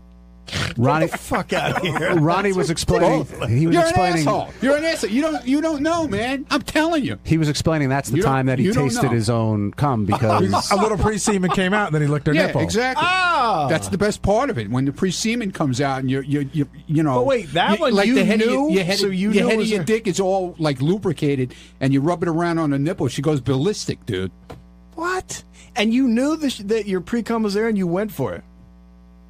Dude, you're in the heat of the moment. What, are you kidding me? it's the best part. If you're going to play in the mud, you're going to get dirty. John, and your 80 blowjobs? It's not like you're licking shit, dude. It's practically. Oh, stop it. You never ate a girl's pussy out? Sure, but not after I came in her. Yeah, but dude, you ate a girl's pussy. You got her cum in your mouth. What the hell's the big Hers deal? is fine. It's not mine. Oh God, what a not baby! males. What a baby! You're not a man. Hey, it's Gary Dell'Abate. On Tuesday's wrap-up show, Zach Braff came in and he talked about everything that's going on with Kickstarter and also what it was like to meet JD and how that could be a little bit awkward. Here's what happened. Let's talk about Zach Braff, Gary. I didn't really know what to expect from him when he came in. I've read that like he could be a jerk sometimes. I loved him when he was on Scrubs. I thought Garden State was a good movie, and I knew he was a fan of the show. And I thought he really did a good job as a guest today. Great job. I mean, you got a great sense of him. You know, I didn't know him much. I met him at Howard's house. I sat next to him at a dinner, and the thing that I thought was funny was, what's Beetlejuice like? What's JD like? Like really like a super, super fan, lover of the show forever, which he said. I thought his story about pulling up to Howard's house and, you know, being more nervous than meeting Obama and also hearing Howard and Robin talk and feeling like he's hearing the radio show, that I get that. Yeah, he walked around the office and he seemed genuinely interested in meeting everybody, which all guests really don't do. Even guests who say they're fans of the show really don't do. But when he was in with Howard, it was a very comfortable conversation. But I thought he was very forthright with a lot of things, whether it was the women in his life, this Kickstarter campaign, all that stuff. And that's what makes a good guest. Just be honest. Even if you don't want to answer something, say, I don't want to answer that, and then Howard will respect that. Yeah, he sort of got that. And this is what a super fan he is. I said, you know, he's dating this beautiful model named Taylor, who I've met also. And I said, where's Taylor? And he looked at me and he goes, yeah, I'm not bringing her here today. You're like, he knows. So he knows the show. But I respect that. Yeah, you have to. I didn't know, though, I guess reflecting on it, it makes sense, but how quickly he got really successful. I mean, he had Scrubs and Garden State really back to back, and all of a sudden, he's the guy for a while there. And he even said he got a little depressed, even though he had everything. But managing that success in your 20s is tough. I mean, of course you're going to be an asshole some of the times. It kind of comes with the territory, don't you think? Listen, it's really hard to, you know, if if women are loving you and it wasn't like a big thing for you in high school, and all of a sudden women love you, I think every guy would fall into that trap. It just depends, how long you got to get out of it at some point, or then it just becomes sad, right, Steve? Taylor in Brooklyn. I say because Steve and I were talking about somebody today. Not that Steve is there. We were discussing another person. Well, speaking of Brooklyn, Taylor, you're on the wrap-up show. Hey, guys. I was curious what you guys think about some of the criticism people have spoken out about Zach Braff using Kickstarter when really Kickstarter is meant to be, for true startups. And, potentially, he could get in a room with people with money to get some funding and, just wondering what you guys think about it. I'll tell you my opinion. I think that I don't know where that rule is written. It's something gets created. I think something like that is self-regulated, meaning if he had an idea and nobody gave a shit, then it would die. They talked about Melissa Joan Hart. She seems like a very nice person, but it's almost like a popularity contest. And so, the audience spoke and they said, I don't want to see a Melissa Joan Hart project. The audience spoke and said, I want to see a Zach Braff project and a Veronica Mars project. And we've talked, like I said to John, if you told me for $50, I could put $50 up and that would go towards a Sopranos movie, I'd do that in a minute. So I think it's, I understand people like, hey, he can get in front of people, but he got in front of people and it didn't work. Yeah, that's the backlash. I think, Kickstarter is sort of a grassroots kind of thing, and you want to help out the little guy. And in this case, you're not helping out a little guy. You're helping out an established star or like a pet project like a Veronica Mars. I'm okay with it. Like you said, if you go on there and you raise the money or you don't, that's one thing. But I don't think it's going to discourage people from doing it. And I also don't think you're going to see folks going on there with $50 million budgets saying, we need your money, we want your help. I think, if anything, like Zach said, it did bring attention to Kickstarter if you didn't know what it was before. And some of those inventions on there and the other things, they're really cool. And the thing I like about the site is if you've got the product and a good pitch, you'll get the money. And if you don't, you won't. And that's sort of a great testing ground if you're trying to start something up. Yeah, you have to work off the idea, which I don't buy into, that every single person that donated money to Zach Braff's project was going to donate to somebody else on there. That's not the case. I don't think it is. I think if you have something good, whether you're a Hollywood star or an inventor, the good stuff is going to float to the top. Kenny, you're on the wrap-up show. Hey now, great show, guys. Gary, you're a working class hero and best part of the show. No, I think that Zach is just way off, because if he's a filmmaker who believes in his piece of art like he claims to, he has the money to finance it himself. He doesn't have to whore out his project to Kickstarter. Kickstarter is supposed to be for people who are outside of the Hollywood system, people who can't get money otherwise. Yeah, hey, Zach, come sit down. Zach, I can't stay, but I just wanted to say hi. Zach, just in 2 seconds. We're actually talking about you right now. We're talking about Kickstarter. This guy's rap is, he's saying, and I was disagreeing with it, that you're whoring it out. You're taking it away. That Kickstarter's for people who are independent people that don't have the access that you have. Yeah, but you're a Hollywood guy, or, so you're not or the money that he has, because he can afford to pay for it himself. Coppola financed Apocalypse Now. Mel Gibson financed Passion of the Christ. I can't hear what you're saying, but I do know that Coppola didn't fully finance Apocalypse. Coppola financed that movie, and guess what? It almost ruined him. Well, hold on, Kenny. You'll get your answer. Well, I can't hear in here. But anyway, here we go. What I would say is that I am contributing my own money to the film, in your analogy that Coppola contributed his own money to Apocalypse Now, but he certainly didn't finance Apocalypse Now 100% himself. No, it was a movie after that he did. There's a movie that he did after with Zoetrope Studios that he put a lot of his money in that almost bankrupted him. Well, Places in the Heart? Yeah, I think it was one of those movies. It just, not Places in the Heart, but Heartbeat or something. But he did put up all his money. It's funny because I don't think you're taking any money away from anybody on the site. If anything, you probably brought people to the site. I brought over 20,000 people so far registered to the site. The day I launched, they had their biggest traffic day they've ever had. The CEO released a statement saying at minimum at least $400,000 has gone from our projects to other projects on the site. And not to mention, all I'm doing in addition to promoting my own project around the world is promoting this concept of crowdsourcing art. I become their spokesperson, willingly or unwillingly, around the earth. This thing, whether you love it or not, is on the cover of newspapers across the globe, and it's introduced Kickstarter and crowdfunding to people that knew nothing about it. But okay, so what about the next guy? So you've done that for them, but what about, somebody comes down the road in a year and wants to finance a movie, but they're a Hollywood person? Why is that an issue? I don't know, Gary. I continue having this debate, and every time I have it with people like you and Howard and all the other interviews I'm doing, they're like, the people keep saying, "Will you please explain the controversy to me?" And I'm the one that has to tell people why people are mad. I don't really understand it. My feeling is like I'm not a fan of Rush Limbaugh. Okay, I'm going to put it right out there. If Rush Limbaugh went on there and had a project and people wanted to pay for it, I'll be like, well, that's great for them. That's not my thing. It doesn't bother me one way or another. If enough people are interested in him to help him do a project, then go do it. Well, that's what keeps happening is people keep saying, people are like, I don't understand. It's opt-in. I didn't levy a tax on the country. What I said to my fan base, and by the way, first and foremost, if you're not a fan of mine, why are you even in this conversation?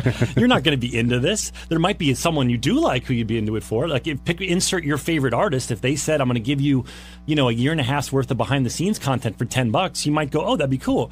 But so if you're my fan, what I said was, hey, here's a wacky, out-of-the-box way to make a movie. Are you into it or not? And 40,000 people so far said yes. Other people haven't. They moved on. Why are you in the conversation if you don't like me? This is opt-in. It's a fun project. It's an adventure. Come on the adventure or not. But why are you wasting this time writing a 40-page blog about why you hate me? It just seems like such a waste of your energy. Zach, as a super fan of the show, how was it being on that couch today? It was incredible. I went by. Everyone had told me. All of my friends have done the show. Said, watch how fast it goes. Even Gary had told me it's going to zip by, and it felt genuinely like 20 minutes. And he said it was an hour and a half or something. Right. We went on for a long time, but I thought you guys did really well together. Well, we genuinely like each other. I mean, obviously I'm a fan of his, but we genuinely like the times we've hung out socially. We really we have a lot of the same interests, including photography and everything. Who was the person that you were most interested to meet today? On the staff. JD. I really was just curious to know if he was as odd as he seems to. And he was a little even odder. I mean, he was in his little cubicle fishbowl thing, and I would have done more. So what happened was, who wanted to meet him last week that I brought around? It was a woman that. Molly, Jimmy's wife. Oh, I love Molly. Yeah. So she really wanted to meet JD. So I go there and I start helping the conversation along. Yeah. And JD seemed just very irritated. So today I didn't even go. Like I would have said, he didn't look psyched to meet me at all. The other guys, like Sal and Richard, were genuinely psyched, and they welcomed me in their room, and we shot the shit for a little bit. Like JD looked like I was like in his way and bothering him. He does. I give tours all the time, and the running joke is I love to get people up in his face because it makes him so fucking uncomfortable. He looked at me like, dude, I have work to do. What the hell do you want? And I'm like, dude, I'm a fan of the show. I just kind of meeting everyone, right, Gary? He looked at me like, how much longer is this hello gonna take? But you're see, the funny thing is, I know JD, you're taking it the wrong way. You're taking it like he was annoyed. He's not annoyed. He doesn't know what to say to you. He doesn't know how to react, and he wants it to be over because it makes him uncomfortable because he doesn't know what to do. Oh, okay. Well, that's what happened. Zach, Ronnie just walked in here. I just want to get your take on Ronnie's sort of rise as a star. I mean, you know what he did beforehand. Now he's a media personality. Yeah. And does it surprise you at all that Ronnie's become this sort of entertainment force? No, I think Howard talks about Ronnie so much that it was bound to happen. I mean, the guys that Howard focuses on, as a fan, they obviously become, Gary, the ultimate example. They become celebrities in their own right. And Howard talks about Ronnie all the time. So the fans are interested in what Howard's interested in. Were you guys exchanging working with Bill Lawrence stories when you met, or? Yeah, we talked about Cougar Town a little bit, and he's telling me about all his 3 shows that are coming out, plus Cougar Town being renewed. So. Ronnie was surprised I didn't have an entourage. No entourage. I was shocked. I just showed up with my backpack, and he looked at me like something was wrong with me. It is rare. I have to say, it's rare that somebody shows up alone. Very rare. I don't have an entourage. I don't roll like that. Well, at least you had a hot chick show up later. For your entourage. That was a whole other disaster. She walked in right during the Richard thing. And Richard's getting beer poured in his ass, and I wanted to turn the TV off in there because what happens is the company that I have where my publicists work sends someone, even though I often have never met the person. Right. That's just they feel like it's their duty to send someone, and they send this poor girl, and she's sitting in the dressing room with me, and she looks up at the monitor. And it is, I'm a fan. I've seen a lot of shit on this show. This was probably the most graphic thing I've ever seen. It was an overhead shot down into Richard's asshole. I mean, you could see what he ate for dinner last night. And this poor girl she's sitting here like this with her hand over her eyes. And I wanted to turn the TV off. I go, I'm going to turn the TV off. And Zach's like, no, I want to see how this ends. Well, yeah, I was fascinated and riveted. But, She was fine, but I was bummed. She's been here before. She knows the deal. All right. I got to go because I'm doing I'm doing other radio shows. Okay. But I had to stop by and say hi. And Thank you. We got to take a break, but please plug the Kickstarter. Oh, Get people yeah. there. Please check it out, Kickstarter.com. And you can search for my name, Zach Braff, or the title of the movie, which is Wish I Was Here. We only have 48 more hours, so come join the fun. I promise you, you're going to have a good time. On Wednesday's wrap-up show, all we talked about was anxiety. It started off with JD and his anxiety to meet anybody who's coming through who wants to meet him, and that quickly turned to Bill Hader's anxiety and everyone's anxiety here about working on this show. So get ready for plenty of anxiety.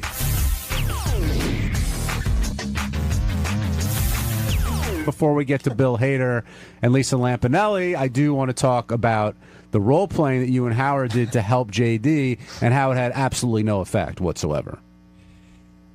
You know, I really, really do like JD, and we do break his balls a little bit, but the stuff that I was saying off the air and on the air today, I really think in my mind is constructive. You know, I want to help him because I was saying to the news, like, I know that if this thing went away tomorrow, one of the dream jobs he'd love to have would be to do a similar job for Jimmy Kimmel. Mm-hmm. So he now has standing behind him the head writer and Jimmy's wife. And I'm just like, so sort of like, just talk a little bit, be a little bit more. And then Shirley said to me, well, if JD becomes charming, is he still JD? And I'm like, yeah, he'll always be JD, but I just wish he were a little more talkative because I feel like I've spent a lot of time over the years telling JD how good he is at his job. I still don't think you know how good you are, and I think you don't. I will never say how good I am. You can't feel the compliment. You can tell it to me, but if I start to if I start to believe it, I don't want to. I'd rather just say, all right, thank you, and I'll just keep doing my thing. But you can know you're good at something and still be humble. Yeah, well, okay, but I know I'm dedicated and stuff like that, but if I voice it, I feel there's an arrogant part. You don't have to voice it, but you can be like, hey, thank you, I work really hard, I do appreciate it. You can't even do that. But the thing I was going to ask you before I turn it over to John, are you surprised, like, when people come here, they want to meet you? You're one of the people they want to meet. I mean, it's nice. It's a little surreal. So, to hear that sort of thing. So, I mean, but I don't know how to feel about that. It's like, all right, okay. It's, it's cool. But, if I think, I'm, I don't know. I just, it's nice. Can you at least admit that you're great at pouring beer in my ass? I am very excellent at pouring beer. Although yesterday I don't think I did so well. It was a lot harder coming. It was a lot. It didn't come out as good. It comes out better out of the bottles than the cups, I think. See, my theory on this, Gary, is that when you bring someone over to him, JD feels like he's bothering the person that you're bringing over, even though you're technically bothering JD. That's right. Is that fair? I don't necessarily feel like that. I just don't want to. I don't want to do something or say something that would make them feel negative or whatever. I don't want to mess anything up. But you usually don't. I mean, there's other people that work here that have to worry about that. That you're not one of them. Well, still, I don't know. Do you have any desire? If you knew it would go well, do you have a desire to interact? Sure. I would love to be able to be as I was listening to. I could hear Zach and Richard and Sal talking in there, and they were, they were able to talk to him like this, coming up with things to talk about or whatever. My brain, for some reason, just locks up whenever it's interacting with someone I don't know. So you'd like it to get better then? Sure, but I mean, I would, I know somebody here he was really excited about interacting with one day. Selena Gomez. Well, listen, it was a hot chick. No one Did you interact with her? Hold on. No. Well, first of all, no one was back here to give a tour. And some guy comes back here and goes, Selena Gomez would like a tour. I was like, sure, I'll do it. It's fine with me. It's get talk to Selena Gomez. He jumped. I've never seen him jump up quicker. Oh, so you took her around? Oh, hold on. So I wait out by the door. I'm just standing there. She's signing the wall. The guy's like, he gives the Nick sign. You mean the cut neck sign? He's like, it's actually Selena's dad that wants the tour. and then they didn't have time to do that. So, well, he was shoving gum into his mouth. Well, and yeah, everything. I didn't want to stink.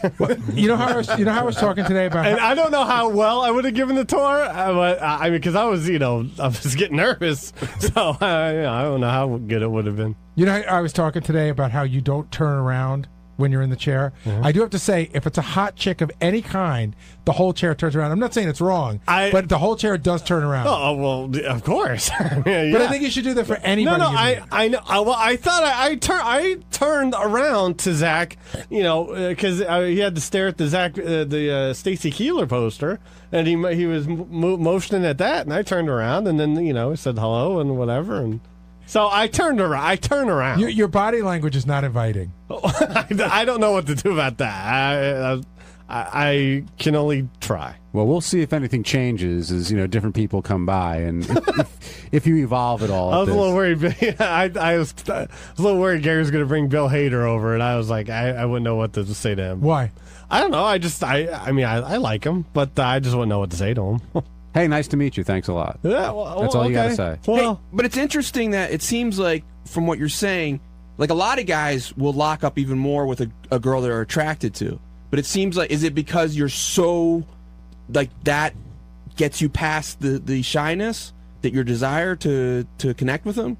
What do you mean? Like, why with a attractive woman are you more comfortable to open up? Usually it's the opposite way. Because he's horny. I don't even necessarily open. I mean, I would still talk the same way. Like, I wouldn't know what to say to them or whatever. It's a friendlier vibe, bordering on leering at times. Well, hey, F you, Gary. What do you want me to do? Well, speaking of Bill Hader, were you surprised at how much anxiety he has? I mean, and continues to have? I mean, he's done SNL for a number of years, but he said before every single show he gets really, really nervous. And I wonder if that would ever go away for him. Do you guys ever feel that way coming in here? Like, Never. if you're going to do a bit or something like that, you feel anxious or nervous? Absolutely. I do. I have dreams of Howard. I mean, almost every single night I have dreams about this show. What was the last dream you had? Last night. What was the dream? I was in the middle of talking to Richard about something in the hallway, and Scott the engineer, and actually you as well. And we were just discussing some bits and stuff, and then he came out of his office, and we were just like, oh, we better get in our office, or he's going to yell at us. And that was it. That was the whole dream. And then Sal had a nocturnal emission. Yeah. I mean, when you work in an entertainment like this, in the entertainment industry, and a place like this, how can you not have anxiety? Yeah, I'm having anxiety today because I upset Howard when I mentioned Sal's name. I'm like, oh, I shouldn't have done that. And I have anxiety because he got pissed off when my name was mentioned. I mean, how does that make somebody feel? That's your boss you're looking to please, and he's yelling at somebody else because just your name came up? He's making me out to be the goddamn Boston Bomber. I'm a fucking guy breaking my ass trying to do my best here, and this guy's ripping me to shreds just because my name came up. So you're asking me if I have anxiety? That's your fucking answer, jackass. Now take a puff off that electronic cigarette. Exactly. Calm yourself down. Are you dreaming about Howard as well? No, but I have anxiety, especially when we do specialty shows like the birthday shows. For weeks I wouldn't be able to sleep before those, and the night before I almost did, I knew I'd have to get up 2 hours earlier. I hardly slept for those. We go out to Vegas to do a show. Remote shows always give me a lot of anxiety because it's different, and I think they give Howard anxiety, and we could probably go back and do a montage of this, but I would say almost every first show in Vegas, almost every, not the birthday shows so much, but the other ones, he generally yells at me in the first 5 minutes of the show because he's so freaked out. Right, to get comfortable. Yeah. Benji, how about I'm you? a scratching post. I've gotten yelled at by Howard a lot, like when I'm in the shower, and I'll have like an argument with him in my head for like 10 minutes, and then I'm like, oh my God, I got to get out of the shower. Are you replaying an argument that's happened already? Replaying an or one argument, you think future that's arguments from 4 years from now, yeah. How about you, JD? I just have anxiety about everything. So, no, but what's your worst? In particular, what's your worst case scenario? What's our worst case? Like when you think of the worst thing that could happen. Not having something for the show, not having anything, any material or anything. Sean in Massachusetts, you're on the wrap-up show. Hey now. Hey Sean. JD, big fan. Yes. Pleasure meeting you in Boston. Thank you. When a guest like Bill Hader and Zach Braff come in, do you start thinking to yourself, wow, I got to get going with my future career after the show, and Bill has problems with anxiety too, and you got to get something going, right? I mean, don't you have that? I mean, it's not just when they're on the show. I mean, that's just me daily in my head. So, I don't know. That's just me daily. But you're not jealous of them, are you? No. Like, what about with Zach Braff? I mean, he's had a good history with the ladies. Is that bother you of course, I'm jealous of that. But who wouldn't be?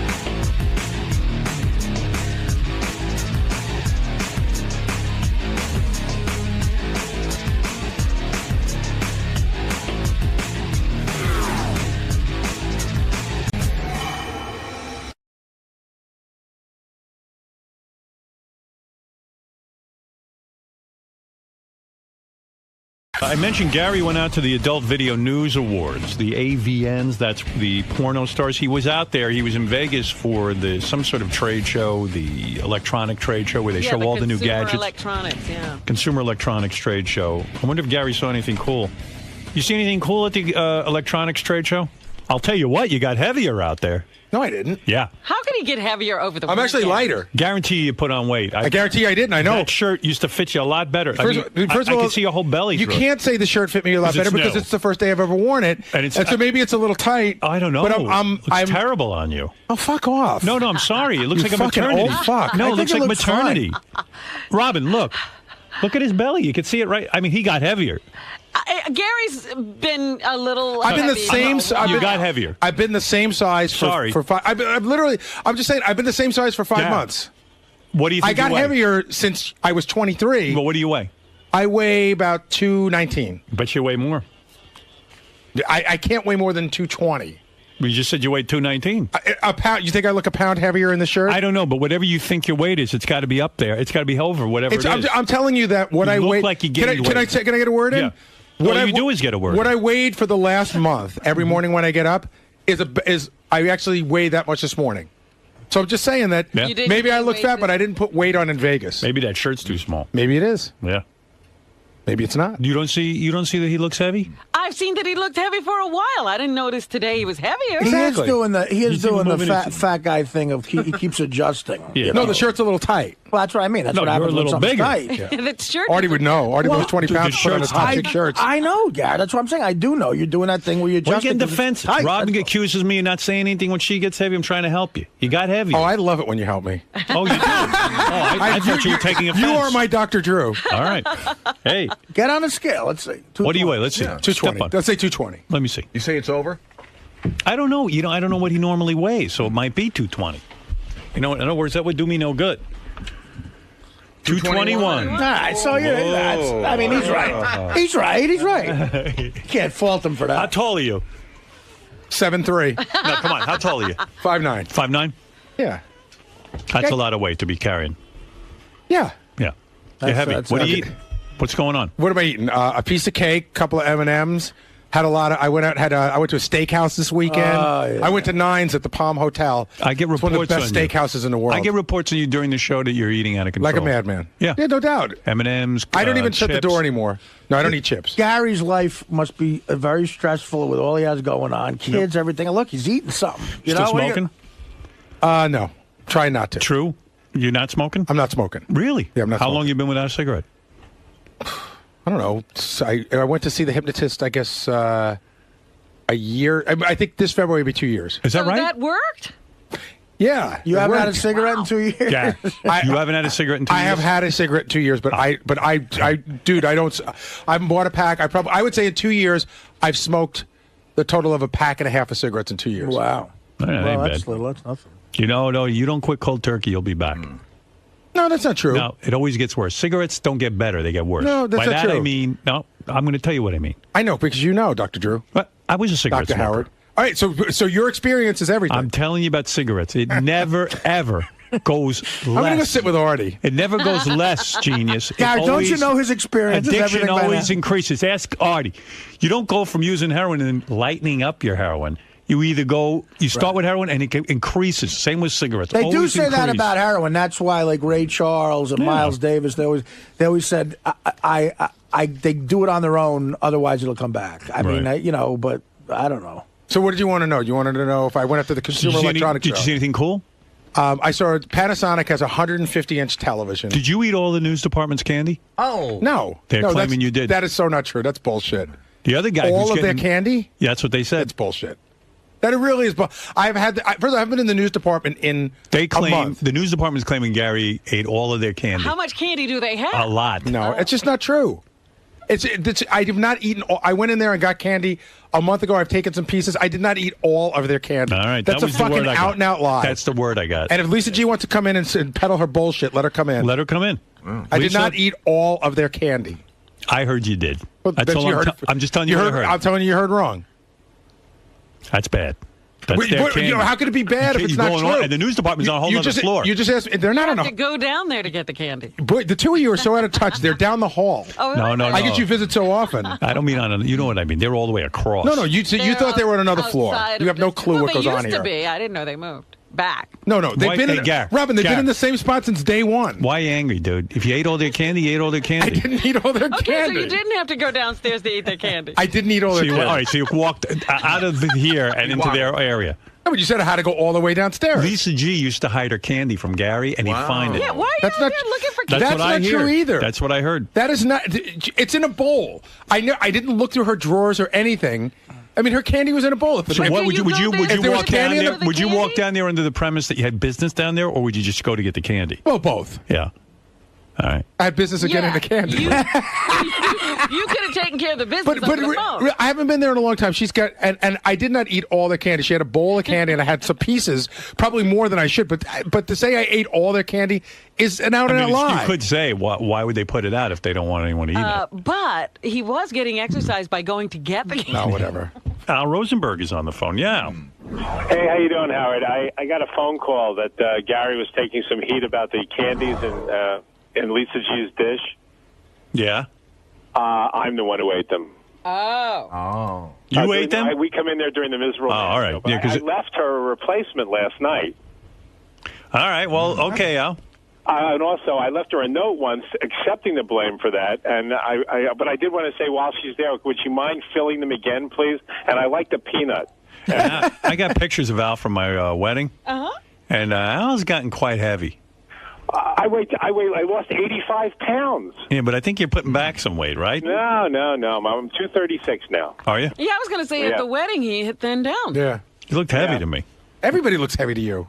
No, you look heavy. But Gary. everybody. I was right. You were over your goal weight. Yeah, I said I was 219. I was 221. More genius. Weight is not what he was. Yeah, that wasn't my goal weight. I'm saying you're over even. Gary's goal weight was 275. You're over what you should be. You should probably No, weigh but about what should you weigh? 170? I should weigh 185, 180, 185. 85 is a weight that's pretty good for me. 185? Yeah. I think you should weigh. Of course you do. You're probably under. Of course you do. You think I should go to Auschwitz? No. I don't think you should go to Auschwitz. You think, but whatever anybody in the world, whatever you think they should weigh, whatever they think they should weigh, you're always 15 pounds lower. What do you weigh, No. Howard? What do I weigh? Yeah. Be honest. Why would I not be honest? I'm thinking my weight. I weighed myself this morning. I weighed 194. Yeah, because I was going to say, Gary You're said too he should thin. be You're 10 too pounds thin. under you. Yeah. What, there you go. Gary, how much He's so much taller. How much did you weigh after years ago when we had the first Bally's weight loss contest? At the end of that, what'd you weigh? When you were giving yourself the enema on the floor in Bally's gym? I'm trying to remember. I think it was 175, 174. You look really good there. And I'll tell you what. I don't respect people who have to lose weight just for money. Like, do it for your health. Don't respect me. Listen, I don't I'm a respect whore you at about all. that. I And agree. then you put the weight right back on. I agree. Thank you, Al. You're welcome. Al's part of the Miserable Men Show. Thank you, Al. It's my man, Al Rosenberg. It's still embarrassing to me that on Bally's rapid weight loss program, I gained 2 pounds. Don't think it isn't. I was embarrassed for you. All right, so when are you going to play us those AVNs? We'll do that maybe tomorrow or Wednesday? Probably Wednesday. Okay. You know what I weighed at the end of that weight loss contest? I thought it sucked, too. I weighed 214. God, I would kill for that right now. But you know what's great about that? That was a contest where Artie tried really hard to not eat for a day and a half. And it was killing him. And he broke down. Remember, after the Yankee game, they stopped for 2 slices of pizza. And then they had that. Then he stopped to get like burgers or something. Is that what you weighed back then? 214? Yeah. Geez, you would love to weigh 214 right now. Are you kidding me? I was even looking at the poster in the hall where he's walking with the cup in his mouth and all. Yeah. He was thin then. Well, I was thin when we started he was here. I was considerably thinner than he is now. And he'd like to be there now. Yes, you're a big mess. You're not letting Now me I'm do looking coke. at the height and weight table, and it says for a guy 5'9", even with a large frame. Go ahead. The ideal weight is 155 to 176. Right, now look up your height and weight, Robin. I'm just looking. No, I'm just saying. 155 to what? 176. So true. Fuck that. There's no way Gary should be Robin, weighing look up yours and see if you're in there. Because you look great. No, I'm just saying that those charts are fucked. Those charts are from the 50s when people were smaller. I'm telling you. Come on, 150 Gary. A guy 5'9", 155 will look like a Artie, fucking I ain't saying string I ain't bean. saying 155, but I'll tell you what, with him, 175 is the right weight. Well, that's what he was at the That's a great weight, but it's a hard weight to maintain. No. I always felt good at You know 185. what you do? Because you take the bottle and the blanket out of your crib, and you say to yourself, I'm a man, I'm going to have 3 meals a day. You see what I just had? I just had a big sandwich. Yeah, I got it. Looked big great. Giant sandwich with tuna salad and the whole thing. Tuna fish sandwich. You know it looked good. It was a giant tuna fish sandwich. Yeah, I don't eat You tuna don't fish, need to. All but right, that's whatever okay. you eat. I know some of the stuff from Eat an egg Pump looks salad, great. whatever you like. I don't know. My sandwich from Pump is great, and Howard has it every once in a while. Turkey burger with mozzarella. That's the one I Have actually fun. recommended. You know that what I had last night for dinner? I'm going to tell you what I had last night for dinner. What's that? Big fucking lasagna. But that's it. After the lasagna was over, that's it. But he here's also a question. jogs a lot. You know what? Well, yeah, I didn't jog at all Yeah, yesterday. but you without that diet without the jogging out, Hold it. you'd gain weight. You would Okay, gain Artie, weight. I haven't run more than a mile in how 3 long? weeks. Still, running And a I mile have- and is I've more lost than- weight. Running a mile is a mile more than any of us run. All right. That's what I mean. Are you happy with your Without- are you happy with your weight right now, or do you think you need to lose a couple of pounds? I could probably lose 3 pounds. Wow. See, that's the. See, But that's I keep almost it within 3 to 5 Right. pounds. So you're saying you should be about 190? I should be 190 ideally. Yeah. Ideally. 6'5"? I'm 6'5". 190. That's a great weight. That's Yeah, that's what I got to be. 'cause What I does the got a chart narrow say about frame. that, Wait a Robin? minute. Let me go back to the chart. Howard's going to be under the chart for sure. Good. Keep me under there. I know when I'm heavy. I bet You know the what it chart is? says something you'd go, that's ridiculous. I bet don't that's what the have, chart says. like, if I stopped running and probably worked out with weights more and did intense working out, I'd probably pack some muscle on and look a little better. And weigh a little more. Yeah, and But weigh a why little would more. you do that at 55 years old? You look not good. gonna You do look that. great. That's you look it. This is fine. my look. You're healthy. This is your look. This is The it. chart stops before Howard's height. You look good in public Yeah, they school never- shirts. I never was on the. All right, what I does was never on- 6'4" say? 6'4", it says, for a large frame, 181 to No, but I'm 207. what about a thin frame? A thin frame, 162 to 175. There you go. Oh.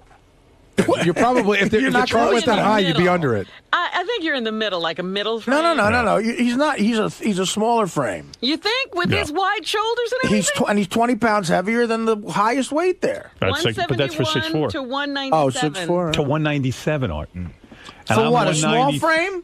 No, large. 171 to 187 is a middle frame. A large frame is 187. 181 to 207. So you'd say you're a middle frame?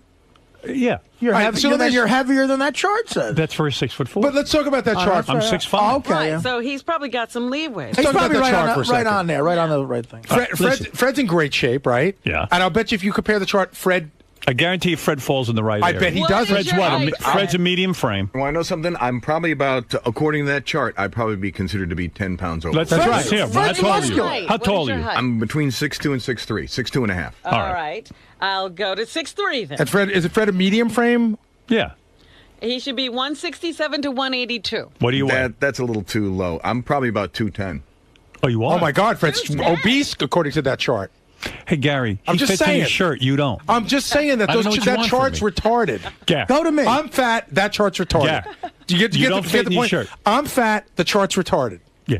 So, Okay. so what has this got to do with anything? 'Cause you look bring up big, the chart like it's that gospel. That shirt looks too tight on you. Okay. That's all I'm I won't saying. wear it again. I'm just helping you out. You are. You're so good to me. All right. Thank you. Can I ask you a question? I gotta Do you go. really think you're helping me out? Yeah. Do you or do you just breaking my balls? No, helping you out. You really think you're helping me? Yeah. Thank you. You need someone to talk reality to you. You do. Good. You want to? You know what? No, you no, look no, great. please. You look great. That shirt looks great. Wear it every day. I didn't say that I'm either. sorry. Just don't say anything. You look really good. You look nice. You would and rather thin. he not say Hey, anything. my shirt doesn't have a hole in it. You walk in, you got the chins going. I mean, come on, stop it. You don't look good. You're a young man. You got more got chin. I'm not a young kids. man. I'm almost as old as you You now. got young kids. Come on, you you catch got up to him. You're a little Baba bloated. That's all. Oh. All right, thanks, Gary. Yeah, there he is, fresh from his trip to Vegas. Gary Delabate. Gary. Yes. Do you think your shirt looks good on you? I don't know. I haven't looked in the mirror. I put it on today. It does feel a little tight. I didn't think it looked like I don't think I look like Richie Balinson, okay? You know what I'm talking about? Yeah. Like yeah. I don't have the Tim Sabian thing where the buttons are screaming. So maybe it looks a little. I mean, again, that's him talking. But Artie's right. I do have the thing. It's tight on me, so I feel uncomfortable in it. I've noticed like the picking, like what Howard says. But I do that no matter what. I do that with a regular shirt. But I do that all the time. Do you think Howard's being a little outrageous, saying like you're so overweight and? Well, I am overweight, but he would, he would have it be like he doesn't know what obese is. He should go travel the Midwest. But that doesn't that doesn't mean I'm not fat. Yeah. I'm fat. But in Howard's world, I'm at the high end of the spectrum, and I'm just so not. What do you need to lose, you think? Like 20? I need to lose 20, 30, 35 pounds. And he would say you probably need to lose. He thinks I need to lose 45. You definitely know.